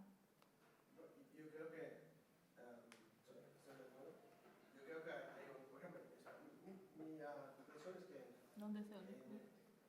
En los medios de España hay muchísima discusión en los medios que la situación está muy mala, bla, bla, bla. Y yo creo que esto tiene un efecto sobreproporcional a las mujeres. Los alumnos no hombres les que tengo afecta ya, bueno, tanto. sí, ya, pero lo que sea, ¿okay? Sí. Las mujeres lo ven mucho más, ven como O sea, yo de creo que todos lados hay peligro y lo nosotros sienten estamos mucho más fuerte. acostumbradas a asumir la responsabilidad más socialmente, o sea, socialmente. Y ellos a lo mejor no tanto. Y claro, eso pesa todo. Sí, yo creo que una cosa que creo que es muy, muy, muy difícil, pero se tiene que ayudar más a las mujeres que adaptar una actitud un poco, no demasiado riesgo, pero no piensa demasiado que dicen los otros, que está escrito. Tira para adelante. Tira para adelante, sí. No, y también es difícil. Sí, a nivel de legislación, por ejemplo, el tema de las estancias, yo lo he hablado esto con algunas colegas, no pasaría nada que las estancias se pudieran hacer de manera interrumpida. Es decir, que en vez de irme 3 meses, me pueda ir 2-3 semanas y luego otras 2-3 semanas, porque eso a lo mejor me permite gestionar mejor una conciliación que para mí es importante y no debería dejar de ser importante. Entonces, puedes irte de estancia 3 meses, solo que a lo mejor no pasa nada si es en 3 veces. O sea, obviamente, irte de estancia no significa irte 3 días y volverte, obviamente, eso es una conferencia, pero digamos que se pueden empezar a hablar las cosas para conseguir el objetivo, conciliando un poco mejor un balance personal. Y tiene que ayudar a todo el mundo, o sea, no es solo a los hombres y a las mujeres, pero estoy de acuerdo contigo en que por cómo es la publicidad o por cómo nos han criado, nosotras sentimos esa responsabilidad mucho más que ellos.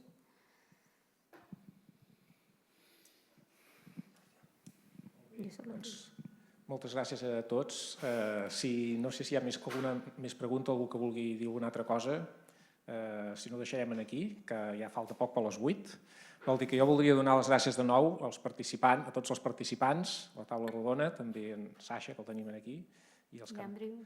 I sí, i Andy Langren també, allà. Moltes gràcies de nou i un gran aplaudiment per a tots.